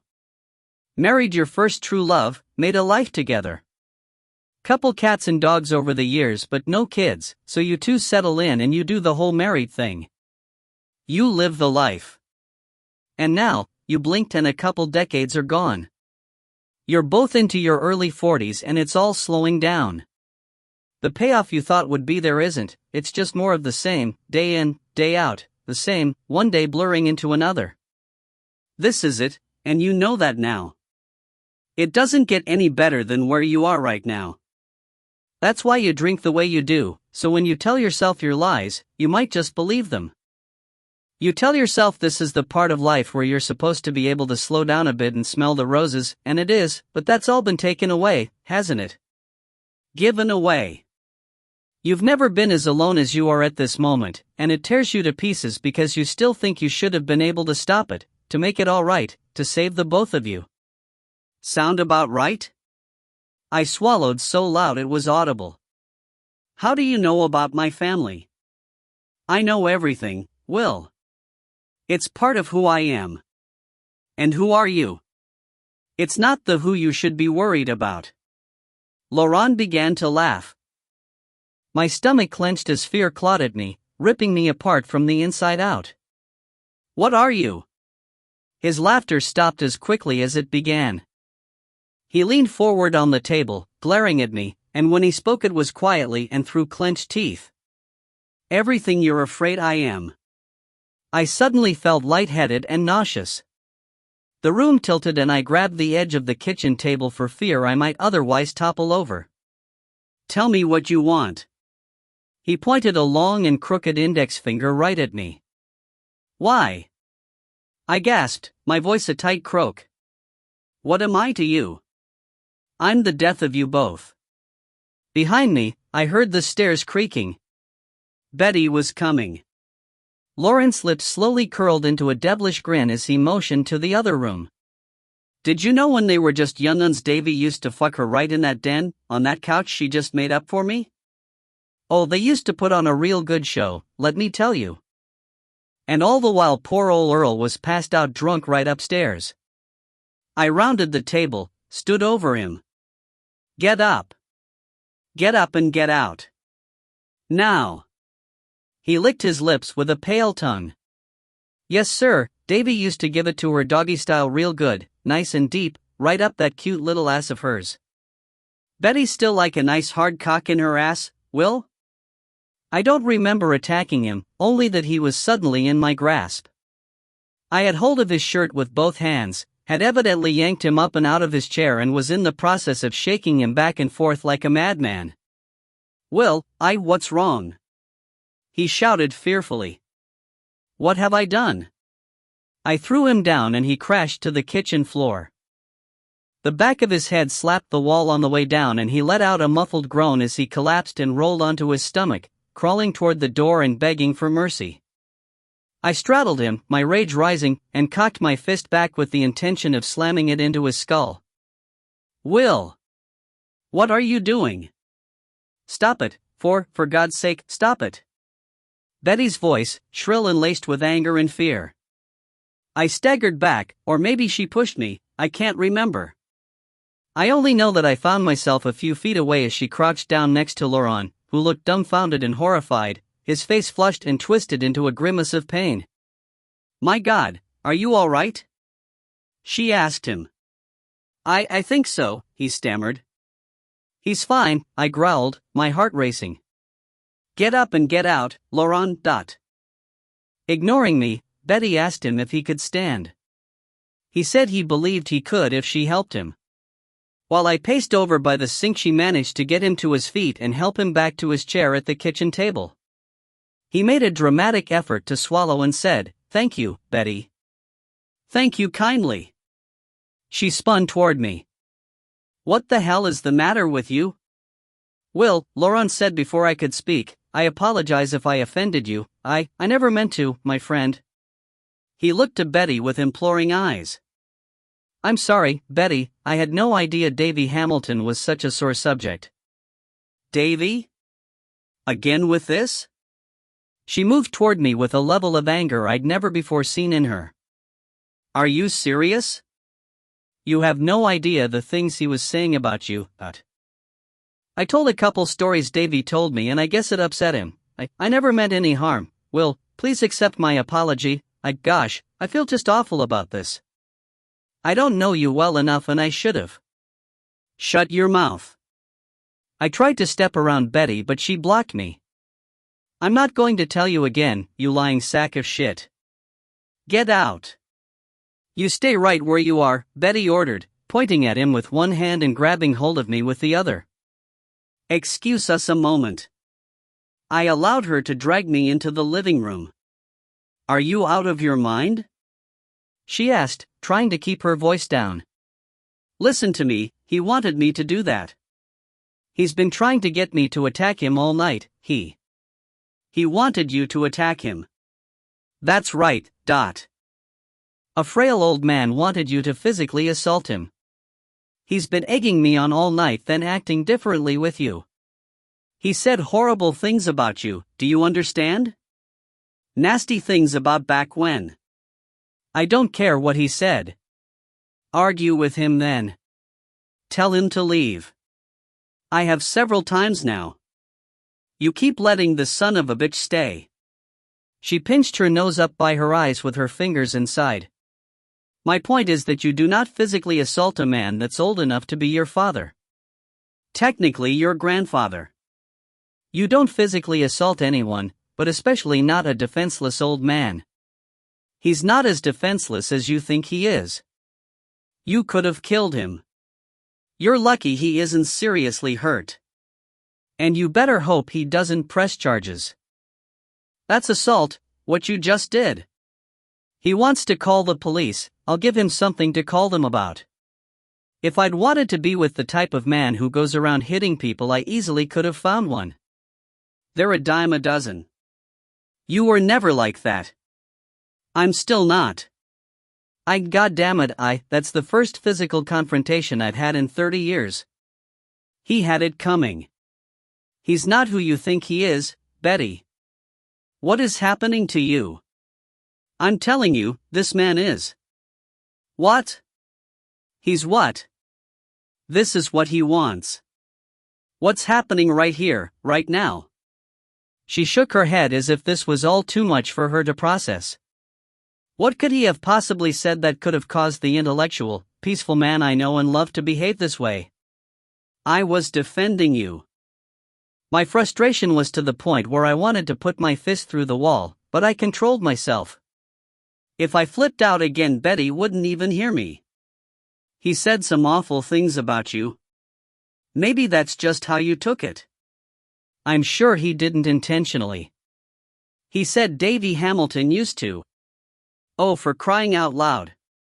Look at me. I dated Davy Hamilton when I was a fucking teenager. It was 1,000,000 years ago. You're getting upset about some story about an old boyfriend. Really? We're back to this foolishness? He said when you were younger Davy used to have anal sex with you in this room on that couch while your father was passed out drunk in bed upstairs. I've been putting up with his inane innuendos and touchy-feely bullshit all night. When he said those things about you, I'd had enough. I snapped, fuck him, I let him have it. Betty watched me for several seconds, her eyes blinking slowly. She looked like something inside her had died, something vitally important, and the strange trance-like state she'd been in earlier returned. I don't know who this man is, what he wants or how he knows the things he does, I said. But I think he's dangerous. He's been trying to get a reaction out of me since he got here. I finally gave him what he wanted. The bastard had it coming. He needs to leave. I want him out of this house. It's my house, she said softly, her eyes moist. My father left it to me. I had no idea how to answer that. I wasn't sure if I should be angry, insulted, or both. Fine, I managed. I want him out of your house then. She opened her mouth but said nothing. Why would you want him to stay when he said those things about you? Because it's necessary, she finally said, her voice quiet and distant. I don't understand. I don't either. She wandered away, toward the stairs. It was then that I first realized she'd changed into pajama bottoms and a sweatshirt. Where are you going? Upstairs, she said, again as if she'd suddenly become mesmerized. I have to change my clothes. You already did. The things he told you, she said. They're all true. I closed my eyes and held them shut a moment. It doesn't matter, I told her. Not to me. And Davy didn't tell him those things.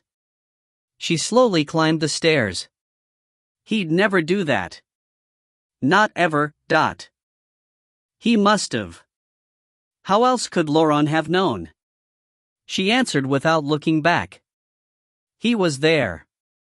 5. The dreams did more than frighten me. They began to linger beyond sleep and confuse me even when I was awake, and the lines between paranoia and justified concern became so blurred I was no longer certain which was which. To distrust others is one thing, but to distrust oneself is horribly unsettling because it forces you to walk to the very edge of sanity and question whether you're truly still teetering on the precipice, or if you've already tumbled off into genuine madness. I knew the truth. Deep down, I knew it. I knew who was alive and who was dead. And just like the lies, just like the rain, I couldn't outrun any of it. Asterisk. I didn't notice the woman until she spoke to me. The funeral home was mobbed with a steady line of people coming to pay their respects, and I'd been in there with Betty for more than an hour. The townies had all been respectful and pleasant as could be to my wife, but had consistently either ignored me or gone out of their way to be rude. I needed a break, needed some air, so I grabbed a bottle of water and headed outside for a few minutes to catch my breath and collect myself. Alone in the stillness of the parking lot, I let my mind wander away from this place and time, these people, and I hadn't seen the woman approaching. She stood to my right, at the base of the steps leading inside, and although I knew she'd said something to me, I hadn't heard enough to make any sense of it. I'm sorry? You're him? She asked. The one that married Betty? Yes, I'm Betty's husband. I offered my hand. Will Colby. She briefly considered my hand before accepting it. Her palm was fleshy and cool, but what held my attention was the palpable sense of sorrow the woman exuded, a sadness not only emotional, but physical. Sharon Lodge. Friend of the family? I asked. Short and stocky, the woman was roughly my age but had a posture that left her hunched slightly forward, like perhaps she'd sustained some sort of back or neck injury at some point. Her clothes were inexpensive and dated, and she wore no makeup. Her face was drawn and pale, the skin loose, her eyes heavy-lidded and sleepy, and her dull brown hair, littered with flecks of gray, was combed straight back and away from her round face in a severe style that seemed in direct contrast to her otherwise sedate appearance. In her hands she held a bulky tan pocketbook that looked heavy and awkward, especially when she took one hand and gave my wrist a gentle pat. Hasn't been easy in there for you, has it? She said. It wasn't a question. I've had more pleasant afternoons. I managed a weak smile. But this isn't about me. I'm doing my best to keep that in perspective. Did you know Earl well? Well enough. Town this size, everybody knows everybody. No way around it. He was a good man. Not the easiest to get along with, but a good man. Was never right after Betty's mama died. Took to drinking too much. In a way, when her mama died, Earl did too. He never knew it was happening. I wasn't sure I'd heard her correctly. Never knew what was happening? There's a rain coming. The woman looked to the sky and the dark band of clouds rolling in over the horizon. You leaving right after the funeral? Yes, but we'll be back at some point to clean out the house and settle Earl's affairs. We've already decided to sell the property. The woman gave a firm nod to indicate she agreed with the plan. Take Betty back on out of here. Stay gone this time. Now that Earl's gone, there's nothing here for her but bad. I didn't necessarily disagree, but the woman's demeanor seemed a bit melodramatic. Were you a friend of Betty's? I asked. Grew up with her. Lived here in town with her. The woman slowly climbed the steps to the funeral home. Once she'd reached the landing, she looked back down at me. Died here with her too. Her words didn't immediately register, and once they had, I was more confused than ever. I'm sorry, did you say you died with her? What you ought to do is get her out of here before that rain comes. Baffled but intrigued by the strange woman, I asked, why's that? That's when he comes. If she's here, he'll know. He'll come for her first. Nervous amusement turned to concern. Who? Betty was always his favorite. To whom are you referring, Ms. Lodge? I climbed a couple steps but kept a comfortable distance between us so as not to appear aggressive. She stared at me as if she hadn't understood the question. What are you talking about? I don't understand. I know. She nodded, eyes wet with grief. People come and go. Live. Die. But the evil people do, it just is. Sometimes it hides, waits a while, but it's always there. Watching. It never leaves a place, never leaves us. Something that's not alive don't die, it can't. Not ever.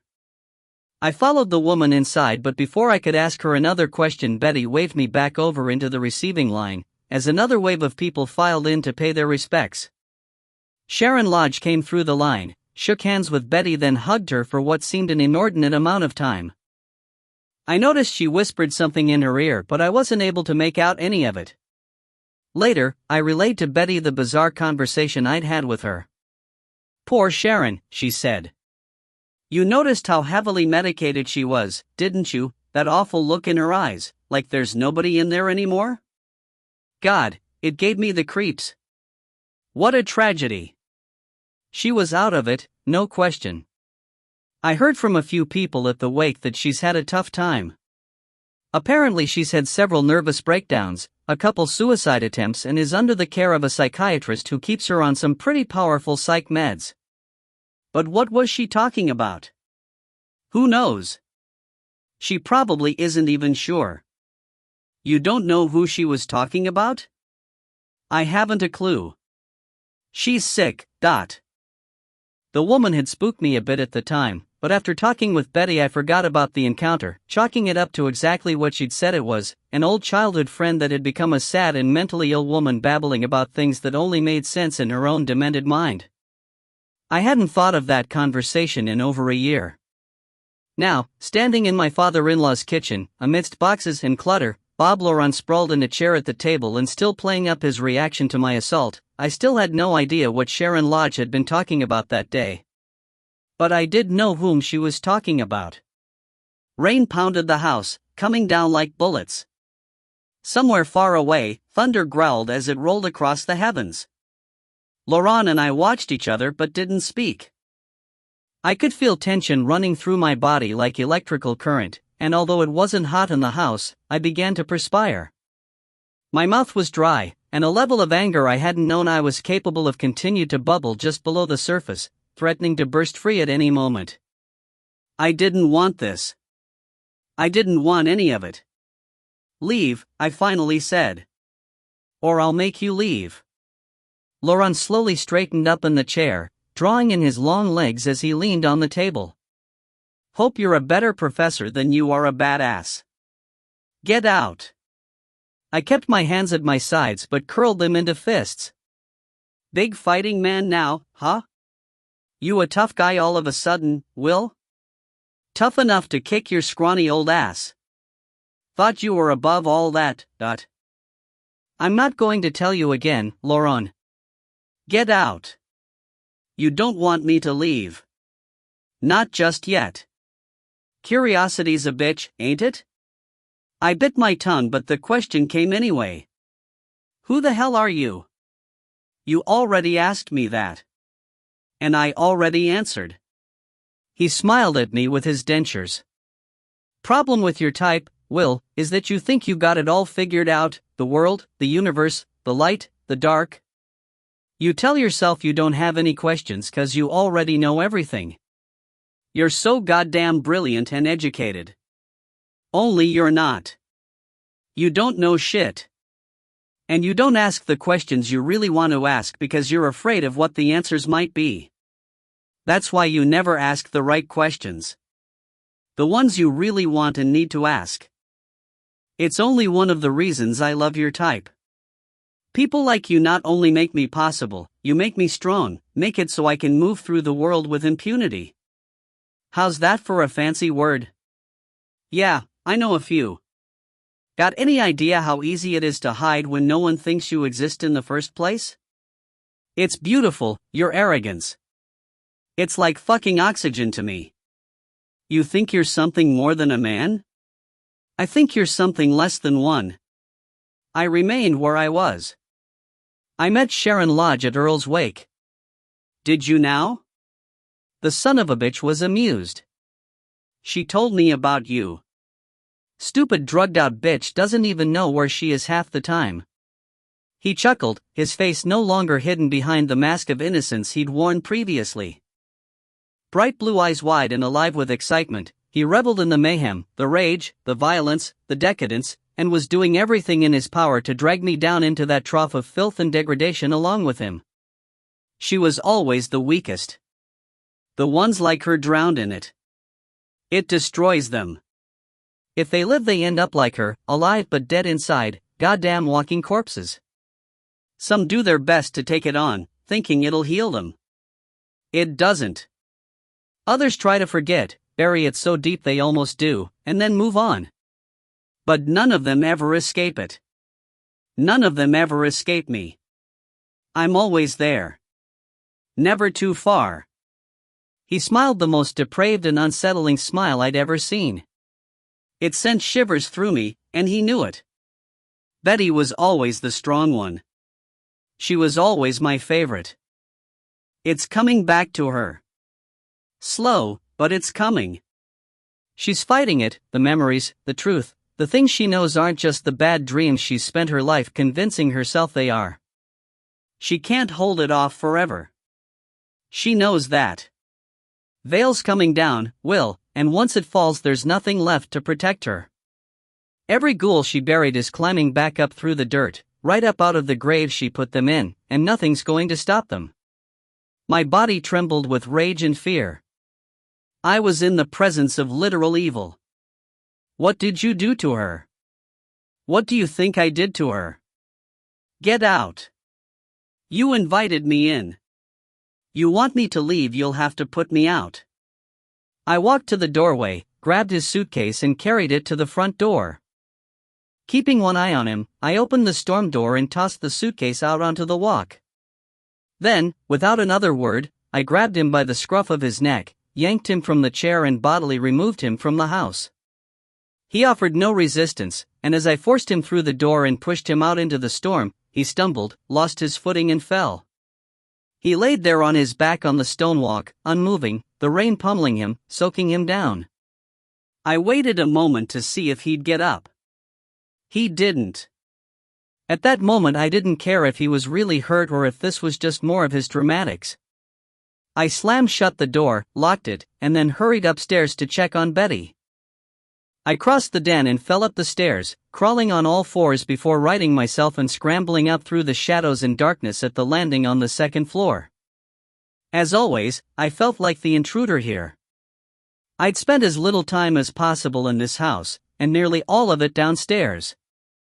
All these years later I still felt like I was going places I didn't belong, the boyfriend venturing deep into the house to find the daughter's bedroom while the parents slept.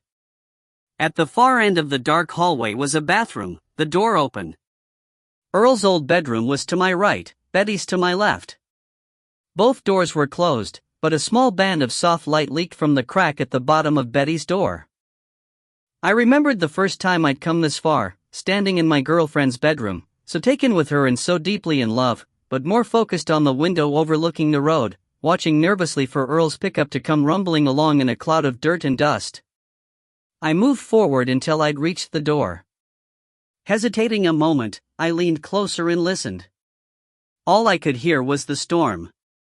With a turn of the knob I slowly pushed the door open. "Sweetheart?" My voice was raspy and uncertain. Betty stood alone in the empty room.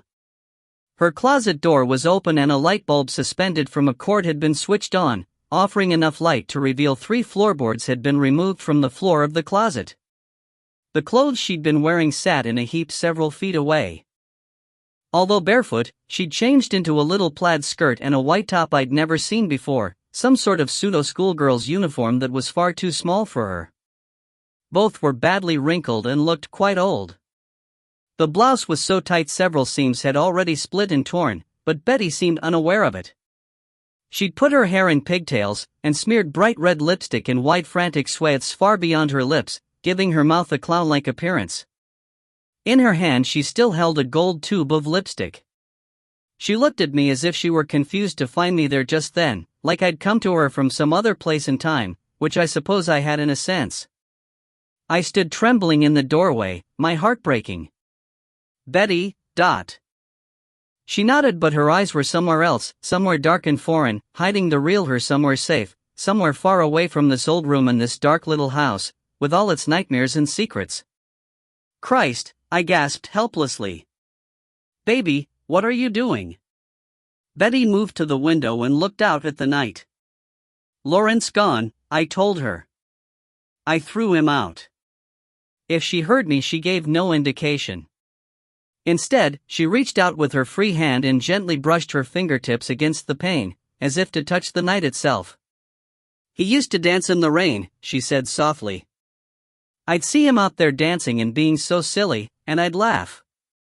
She turned, looked back at me, her eyes moist and red. "And then he'd come inside and I wouldn't laugh anymore." I thought for a moment my knees might buckle, so I steadied myself against the doorframe as my wife and her old bedroom blurred through the tears filling my eyes. Tears not so different from hers, really. Tears born of horror, heartbreak, and rage. Hatred welled in me and I wanted to destroy something, anything, to completely annihilate it. Him. I wiped my eyes, crossed the room and looked more closely at the floor of the closet. In the cramped area beneath the floorboards she'd removed there was something more than the old clothes and lipstick she'd found. I crouched down and picked up a small manila envelope. Several old Polaroid photographs were stacked neatly inside.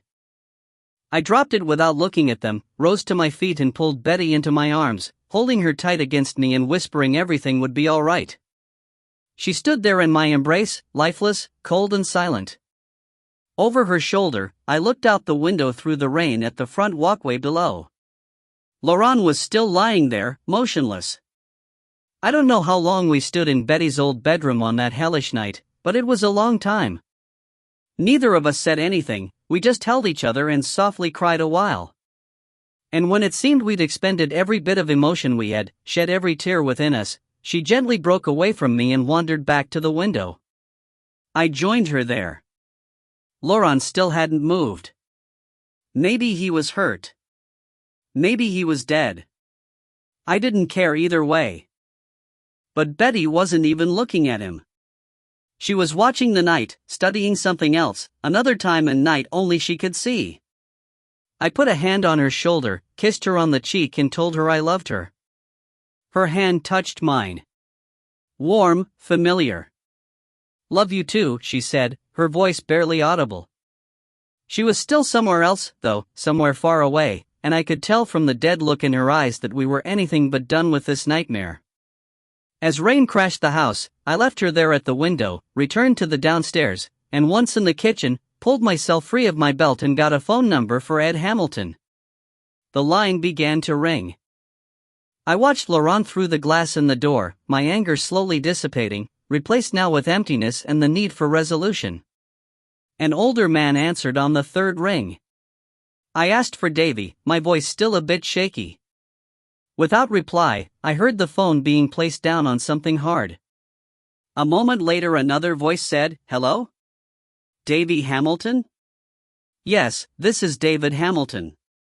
I cleared my throat and tried to focus my thoughts into something coherent. "Hi, you don't know me, but my name is Will Colby. I'm Betty Monroe's husband." After a few seconds listening to him breathe he said, "Betty Monroe." He spoke her name fondly, but with a trace of disbelief. Good God, I was so sorry to hear about what happened, I'm sure she'd appreciate that, thank you, but as you know, I'm in town cleaning out Earl's place, Anne. I didn't know that, actually. Just got back to town recently myself. You didn't know I was in town? I asked. Is there some reason I should have? Bob said your father told you both we were in town after he saw me at the store. Bob? Bob Lauron. Silence filled the line for several seconds. Who is this? He asked, his previously pleasant tone replaced with one far more aggressive. Answer me, who the hell is this? I'm Will Colby, Betty's husband. Bob Lauron came here earlier, Anne. Okay, if this is someone's attempt at a sick joke or something, I'm not. It's not a joke, Davy. David. No one's called me Davy since I was a kid. David then, I'm sorry. This is very difficult for me too, alright? I'm doing my best to explain that Lauron is still here and I think he may be hurt. Now I know he was visiting you and your parents earlier today and that they're friends with him, so I thought I'd give you the chance to come and get him the hell out of here. If not, I'll call the cops and have him removed. Up to you. He breathed heavily into the phone, and when he spoke his voice had begun to shake as well. We both know Bob Lauron was not here earlier and he's not there now. Now what the hell do you want and what is this all about? I'm telling you, he's here. I'm looking at him right now. He fell on the walkway and he could be hurt. He hasn't moved in several minutes, Anne. If someone there is injured, I suggest you call an ambulance. Lauron came here, Anne. What is this? Why are you calling me? If you're really Betty's husband, then why would you be calling me with this? I was gripping the phone so tight it was beginning to hurt my hand. I was hoping you could help me. Help you how? Are you going to come get Lauron out of here or do I call the cops? Okay, listen to me very carefully. Will, was it? Listen to me very carefully, Will. If someone's been there tonight, it wasn't Bob Lauron. If he claims that's who he is, he's lying to you, understand? And if he said he was visiting my parents or me earlier today, he's lying about that too. So yes, call the police and have him removed from the property, because while I have no idea what you're talking about or what any of this has to do with me, I do know one thing for sure. Whoever it is that's there with you is not Bob Lauron. Do you hear me? It is not Bob Lauron. And why are you so sure of that? I asked. Because Bob Lauron has been dead and buried for years. 6. Some things are not supposed to be understood. Some sins are not supposed to be forgiven. Some things that are stolen can never be reclaimed, and some nightmares are never truly over. And so, we sleep. We sleep and forget and dream of other things, other times, other people, and places. We dream of happiness and love and safety, and if we're lucky we find joy in those things and do our best to never wander back to those dark and dangerous woods where truth still lingers, biding its time like a spider patiently waiting at the edge of its web, watching impassively as its prey becomes trapped. It is then that we realize the spider is not gone. It never truly was. It's been there all along. And now, there is only one resolution. Either the spider dies, or we do. Bathed in the tears of the innocent, I gently stroked the scarred and bruised flesh circling Betty's neck, traced it lovingly with my fingers, and remembered what it was like to hold her close once more. Asterisk asterisk asterisk. I began to pace over near the sink. From the corner of my eye I saw the outside light come on in the backyard again but paid little attention. I was more concerned about my racing heart and an odd tingling sensation that was making its way across my chest and into the pit of my stomach. Not so very long ago Betty and I had been going about our business, living our lives and leaving the past behind us. And now that wasn't even an option anymore. I wondered if it ever truly had been. My suspicions that the man claiming to be Bob Lauron was actually someone else had apparently been substantiated. But the question that remained was exactly who this man was and why was he pretending to be this monster from Betty's past. You're sure about this? I asked. Laurent disappeared 25 years ago, David said, his tone indicating perhaps he'd said more than he'd meant to. The body was never found. Then how do you know he's dead? If he simply vanished then. He's dead. How do you know for sure if they never found a body? I ran a hand through my hair. It came back slick with perspiration. And how could Betty not know about any of this? 26 years ago she was 17 years old and still living here, in this house, with her father. That must have been big news in these parts. Disappearances can't happen often in this town. And if Earl and Laurent were such good friends, then Earl knew about it, and surely Betty did. How could she not? For that matter, how could I not know? Wouldn't Earl or Betty have mentioned this to me before? None of this makes any sense. She did know. We all did. Then why didn't she tell me anything about this? I can't answer that. I'm sorry. She didn't remember him. She claimed she didn't anyway. It's complicated. I know, he said softly. Trust me, I know. A match strike echoed through the line, followed by a quick intake of breath and a slow exhale. Tell me what he looks like. 70s, tall and lanky. Bright blue eyes. It's not possible, he muttered. It's not possible. Bile leapt from my stomach and gurgled into the bottom of my throat, acidic and nauseating. I reached for the edge of the counter and held on tight. It's him. Isn't it? Bob Laurent is dead. Then who is he? How did he know you were back in town? How did he know Betty was? How did he know about Earl and Betty's past? He even knew things about me, my family. At Earl's funeral Sharon Lodge warned me about this, about him. About the rain, how it would bring him back. I heard David drawing on his cigarette again. He used to dance in the rain, he said, as if reciting some old poem. We used to watch him. And you'd laugh, I said, trembling. And then he'd come inside. And we wouldn't laugh anymore. What's happening, David? God help you. Tell me, David. Who is he? What is he? A bad dream, he mumbled. I'm sorry, I have to go. I always loved Betty, please know that, and part of me always will. I know you've been through hell, and I wish you the best, but please, don't call here again. I can't do this. Leave me alone. Please, just leave me alone. A blur of motion caught my eye and I turned to find Betty standing in the doorway to the kitchen, still dressed in that hideous outfit, her mouth still covered in bright red lipstick and her cheeks streaked with remnants of tears. She said nothing, only held a hand out for my phone. Reluctantly, I gave it to her. She pressed the cell to her ear but said nothing. She listened a moment, then disconnected the call and placed my cell on the counter. It wasn't just me. Her voice was small and weak, like it required great effort to draw the breath necessary to speak. The others were a part of it too. A part of what? The day he was killed and buried, I buried him too. Here, she said, pointing to her temple. He was dead and gone and we all moved on with our lives as best we could. David said Laurent disappeared. He did. Then how do you know he's dead? Who killed and buried him, Betty? It was the first time we'd all been together again, she said, like she hadn't heard me. Us, him, the rain. People come and go. Live. Die.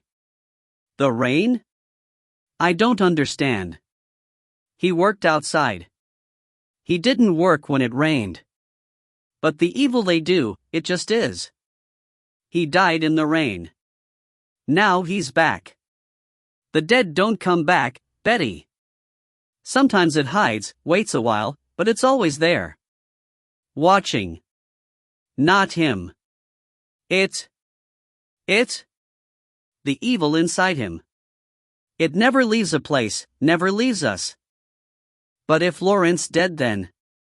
Something that's not alive don't die, it can't. Not ever. I thought I was finally free of it, she said, looking to the floor. But it wouldn't let me go, it wouldn't let me go.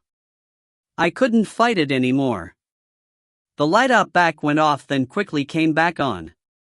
Betty saw it and her face contorted into a grimace of fear and sorrow as tears again filled her eyes and spilled free.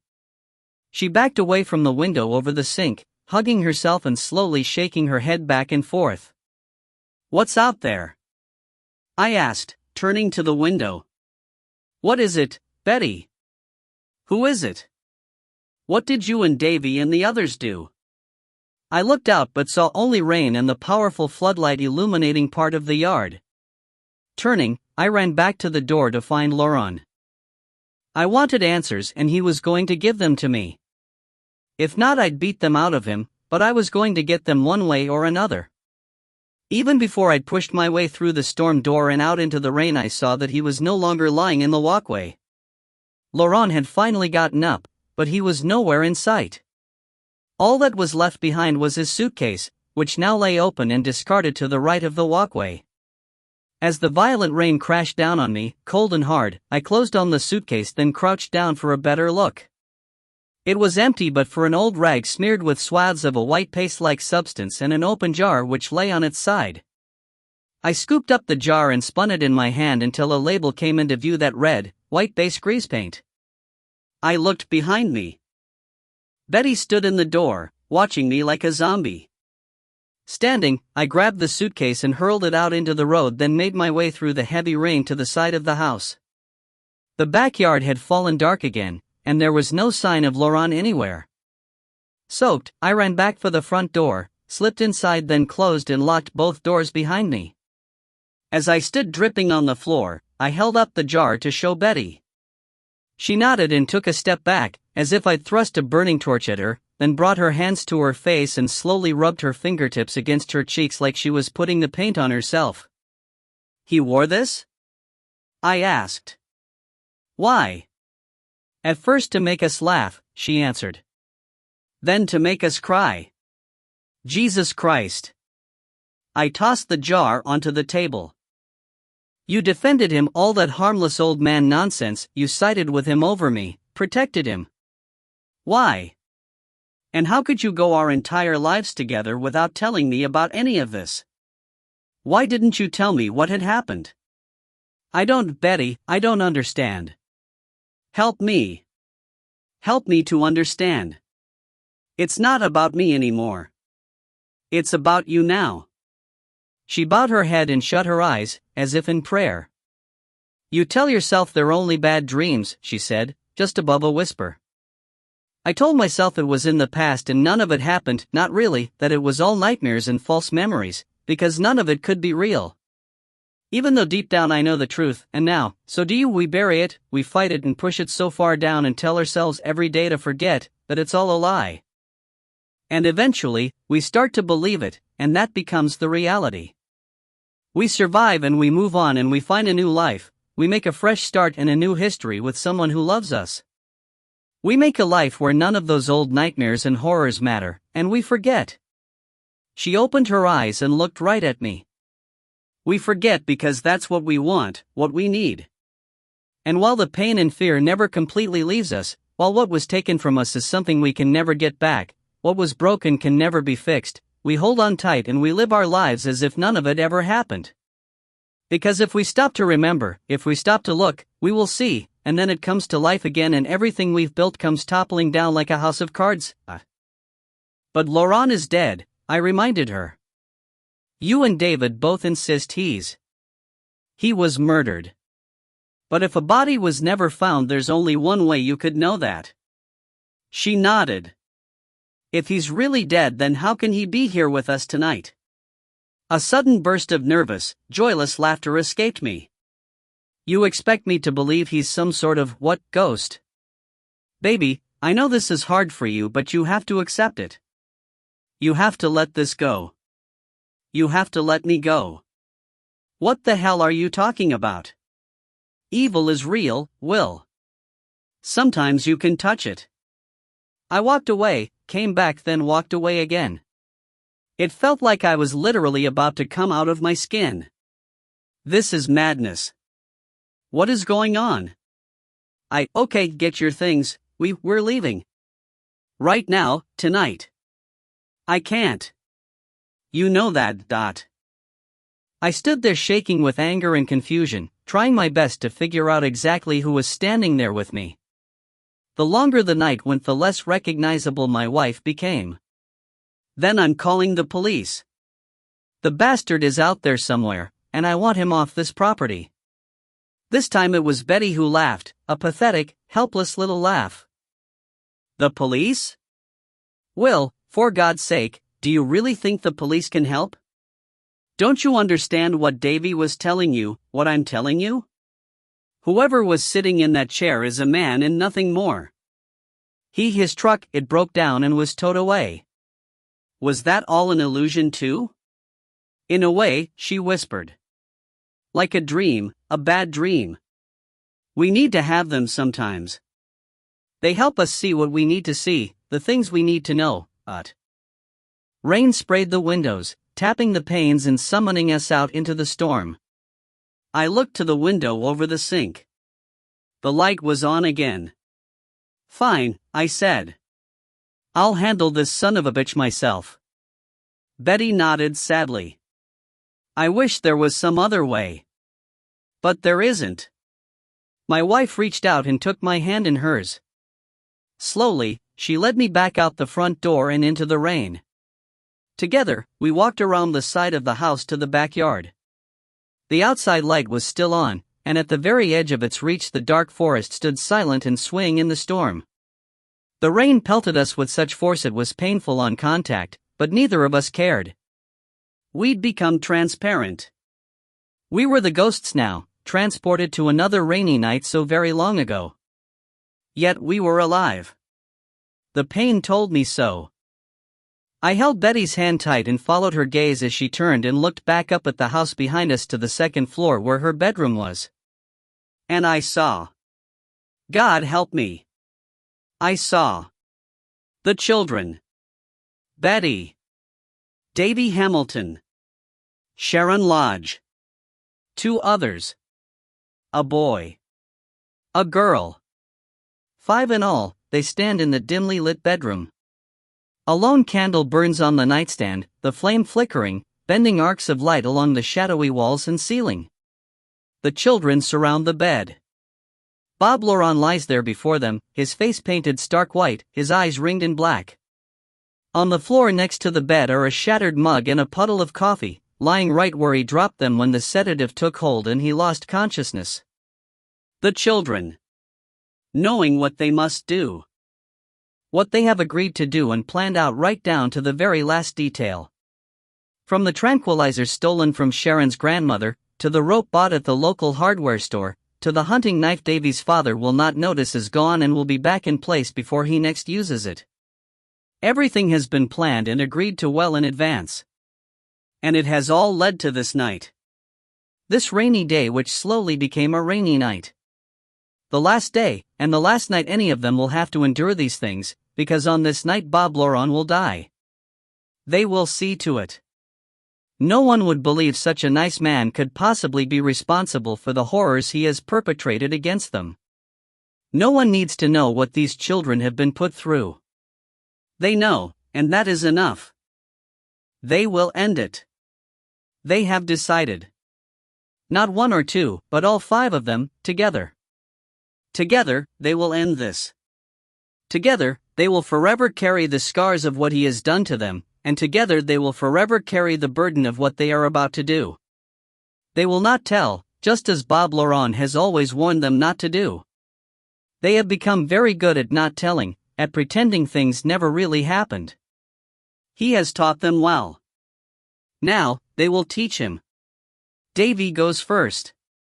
Holding the enormous knife in both hands, he raises it up close to his chin as his eyes brim with tears, his face pale and ghoulish in the candlelight, and then slams the blade down into Laurent's chest. It sinks in deep then snags on bone, turning the teenage boy's wrists. No one says a word. No one looks away. Even when the body convulses and Laurent's breath catches in his throat and he makes an odd wheezing, gurgling sound. Everyone cries. Quietly. Rain spatters the windows as Davy, choking back the bile, pulls the knife free and hands it to Sharon. She takes it with trembling hands, her face a twisted grimace of rage, then stabs him once, then again, deeper the second time, the blade making a sickening ripping sound. As she pulls it free of him, ribbons of blood fly from Laurent's body. He is still alive, but dying quickly. The blade is passed to the others and they strike just as they promised they would, plunging the knife deep into the body before finally passing the bloody blade to Betty. Hands trembling and tears smearing her face, she looks to the others then down at the body. Bob Laurent is dead. Do it, Sharon says, a wicked smile curling her bloody lips. Do it, Betty, do it. Do it. Betty shakes her head no, the madness rising, becoming one with the terror and shame. You promised, the other girl says. We all promised. Davy touches her wrist, strokes it with tenderness. It's okay, he tells her. Do it.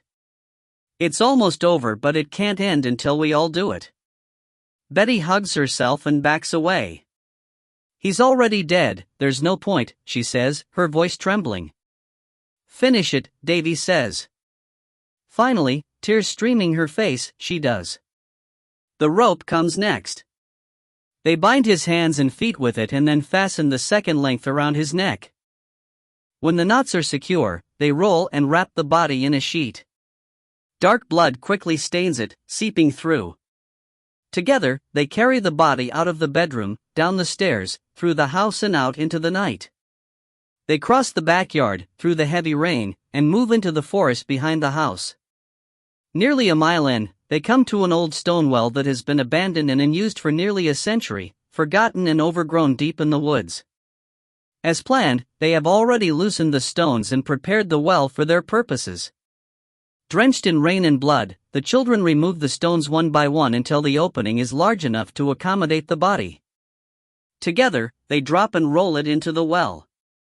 The body plummets, lands with a dull thud far below. Together, in the rain, they replace the stones. Together, they hug and cry and promise each other everything will be all right, that none of this ever truly happened. And even if it did, it's over now. Bob Laurent is dead and buried and he won't be coming back. He can't hurt any of them ever again. I closed my eyes and tilted my head back, let the raindrops tickle my face. Most of my tears washed away, but just like the rain and all the horrors hiding within it, they kept coming. And as Betty's hand slowly slipped free of mine, I turned and saw the others standing behind us in the yard. Through sheets of rain, there they were, children no more. And in David Hamilton's hand, a knife, held down by his leg. Betty left me, joined the others, and together they watched the woods behind me. Waiting. My mind shattering, I slowly stole a look back over my shoulder. Through the rain and darkness at the edge of the forest came an unnaturally white face. Striking blue eyes ringed in black opened wide in demonic delight as he glided between the trees, dancing like some sort of depraved marionette, his movements jerky and bizarre, arms up above his head and spindly legs prancing. Without taking my eyes from him, I stumbled back across the yard until I also saw the others in my peripheral vision. The rain grew worse, falling in heavy diagonal sheets, but he was there, dancing, and when I looked at Betty and the others, what he'd done to them, all that unimaginable pain and horror, it was there too, branded on their faces like the mark it was. His mark. A mark of evil. I stood in the rain, drenched and cold and unable to move as the creature danced deeper into the yard. And then he stopped, leaned forward, and with a wicked grin of a smile, pointed at me with a bony finger, the nail long and curved like a talon. Slowly, very slowly, the finger curled back, summoning me. Once. Twice. David handed Betty the knife. Once at my side, she held it out for me. I took it, holding it tight with both hands, and stepped forward.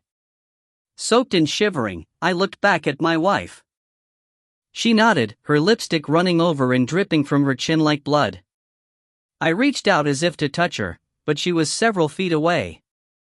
In that moment I wanted nothing more than to put my arms around her and take her away from this awful place, but I knew that was not possible.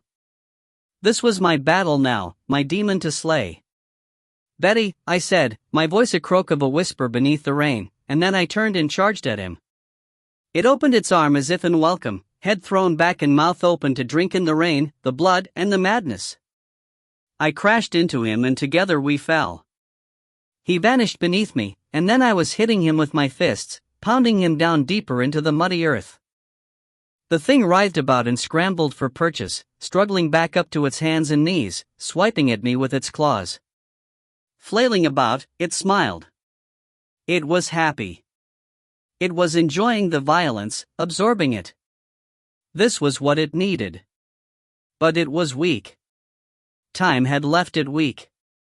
As it began to rise to its feet, I attacked again, this time with savagery I never would have believed myself capable of, slashing its throat with the blade, then swinging it back around and burying it deep in the thing's gut.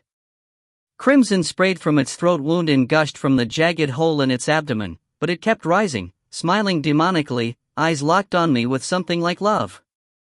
But this wasn't love. This was sinister, twisted and evil.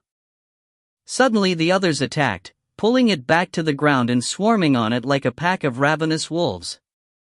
Betty ripped the knife from my hand and straddled Laurent.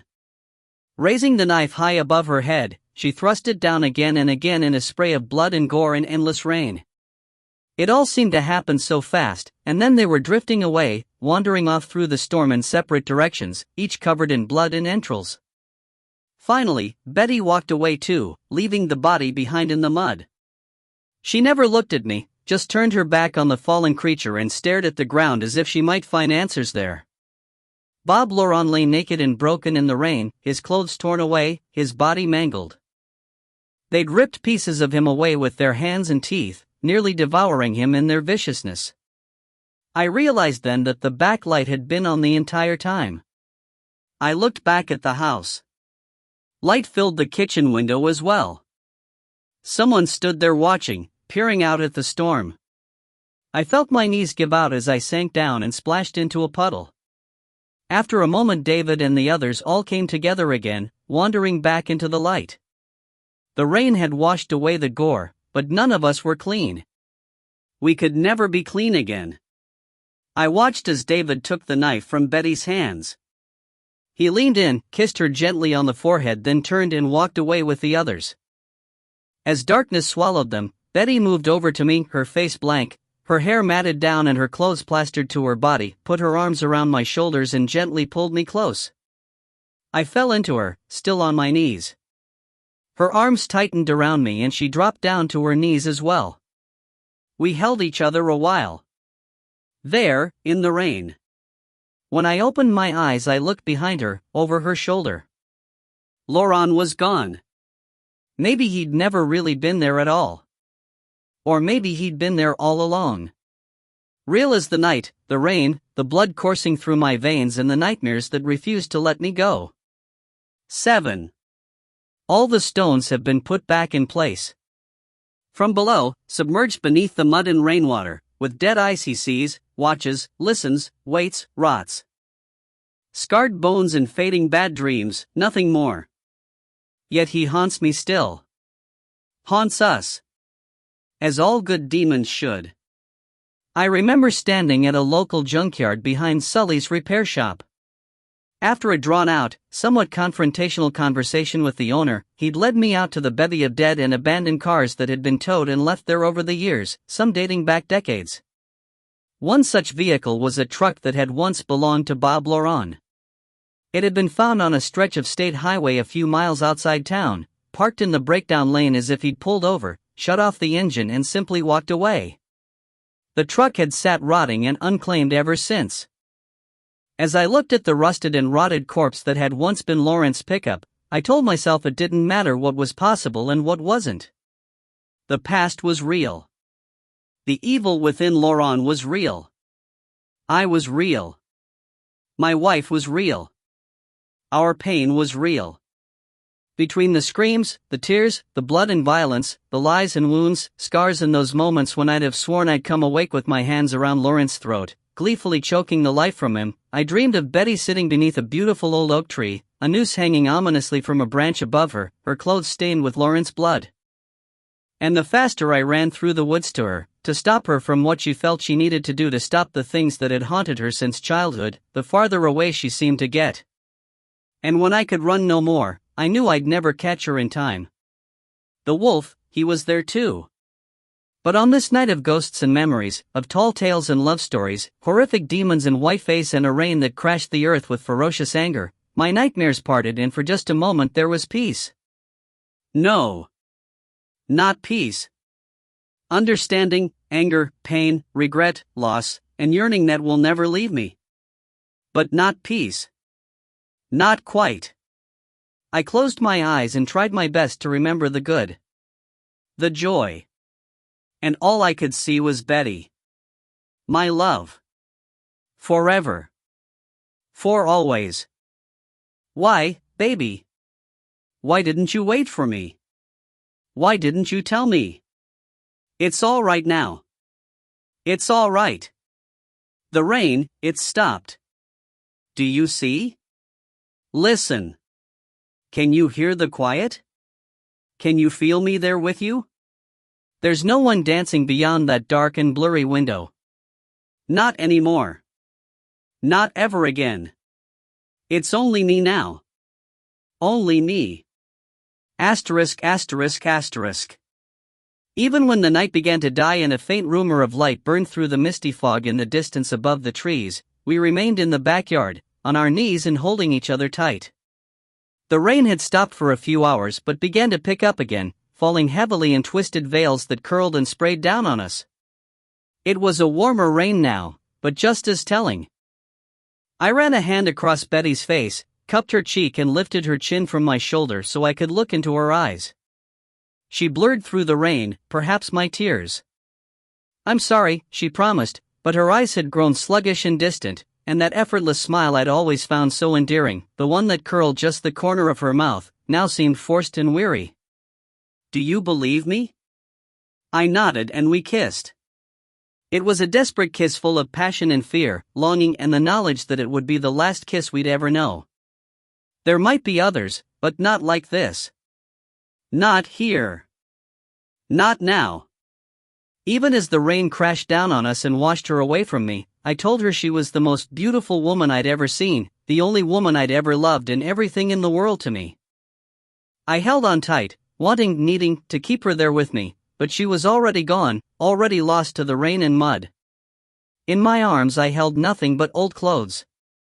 Her clothes from so very long ago I'd found beneath the floorboards of her bedroom closet along with those horrible photographs. I bowed my head and cried like I never had before. Eventually, I struggled to my feet. Somehow, my legs carried me as I stumbled across the yard. Fumbling keys from my pocket, I stopped at the stone walkway and took one look back at the old house. It sat silently in the storm, offering nothing more. It had told me its secrets, showed me its ghosts, and now it too had fallen asleep. It was time to go, there was nothing left here. It was all dead now, the good and bad and everything in between. But before I could turn away, just for a moment I saw Betty as I'd seen her years before. Young and happy and vibrant and in love with me, hurrying out the door to see me, her hair flying in the breeze. One day we'll be together again. Just like Pyramus and Thisbe. We'll die for love, not fear or pain or regret or because those old childhood wounds won't stop bleeding and become too much to hold in anymore, too painful to live with for even another moment. But for love, Betty, for love, and that's what will set us free. Finally, we'll be free. Together. Forever. Dreams no more.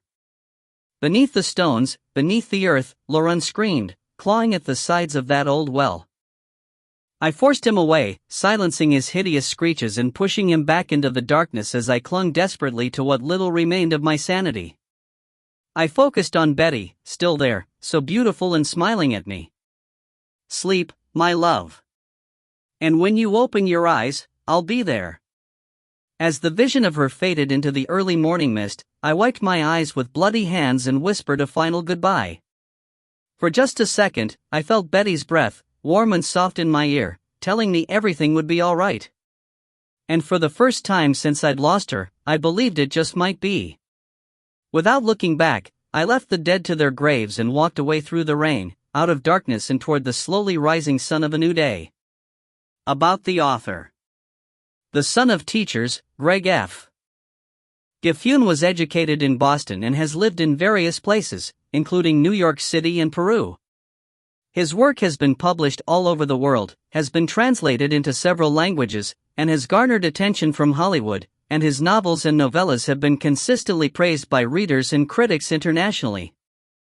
He has been called one of the finest writers of his generation by both the Roswell Literary Review and author Brian Keene, and among the finest dark suspense writers of our time by legendary author Ed Gorman. Greg's novel The Bleeding Season is considered by many to be a classic in the genre. Also an accomplished editor, Greg resides in Massachusetts with his wife Carol, their dogs Dozer and Bella, and a bevy of cats. For more information on Greg and his work, visit his official website www.gregfgifun.com or stop by and see him on Facebook. Table of Contents. Connect with us. Other books by author. 1, 2, 3, 4, 5, 6, 7. About the author.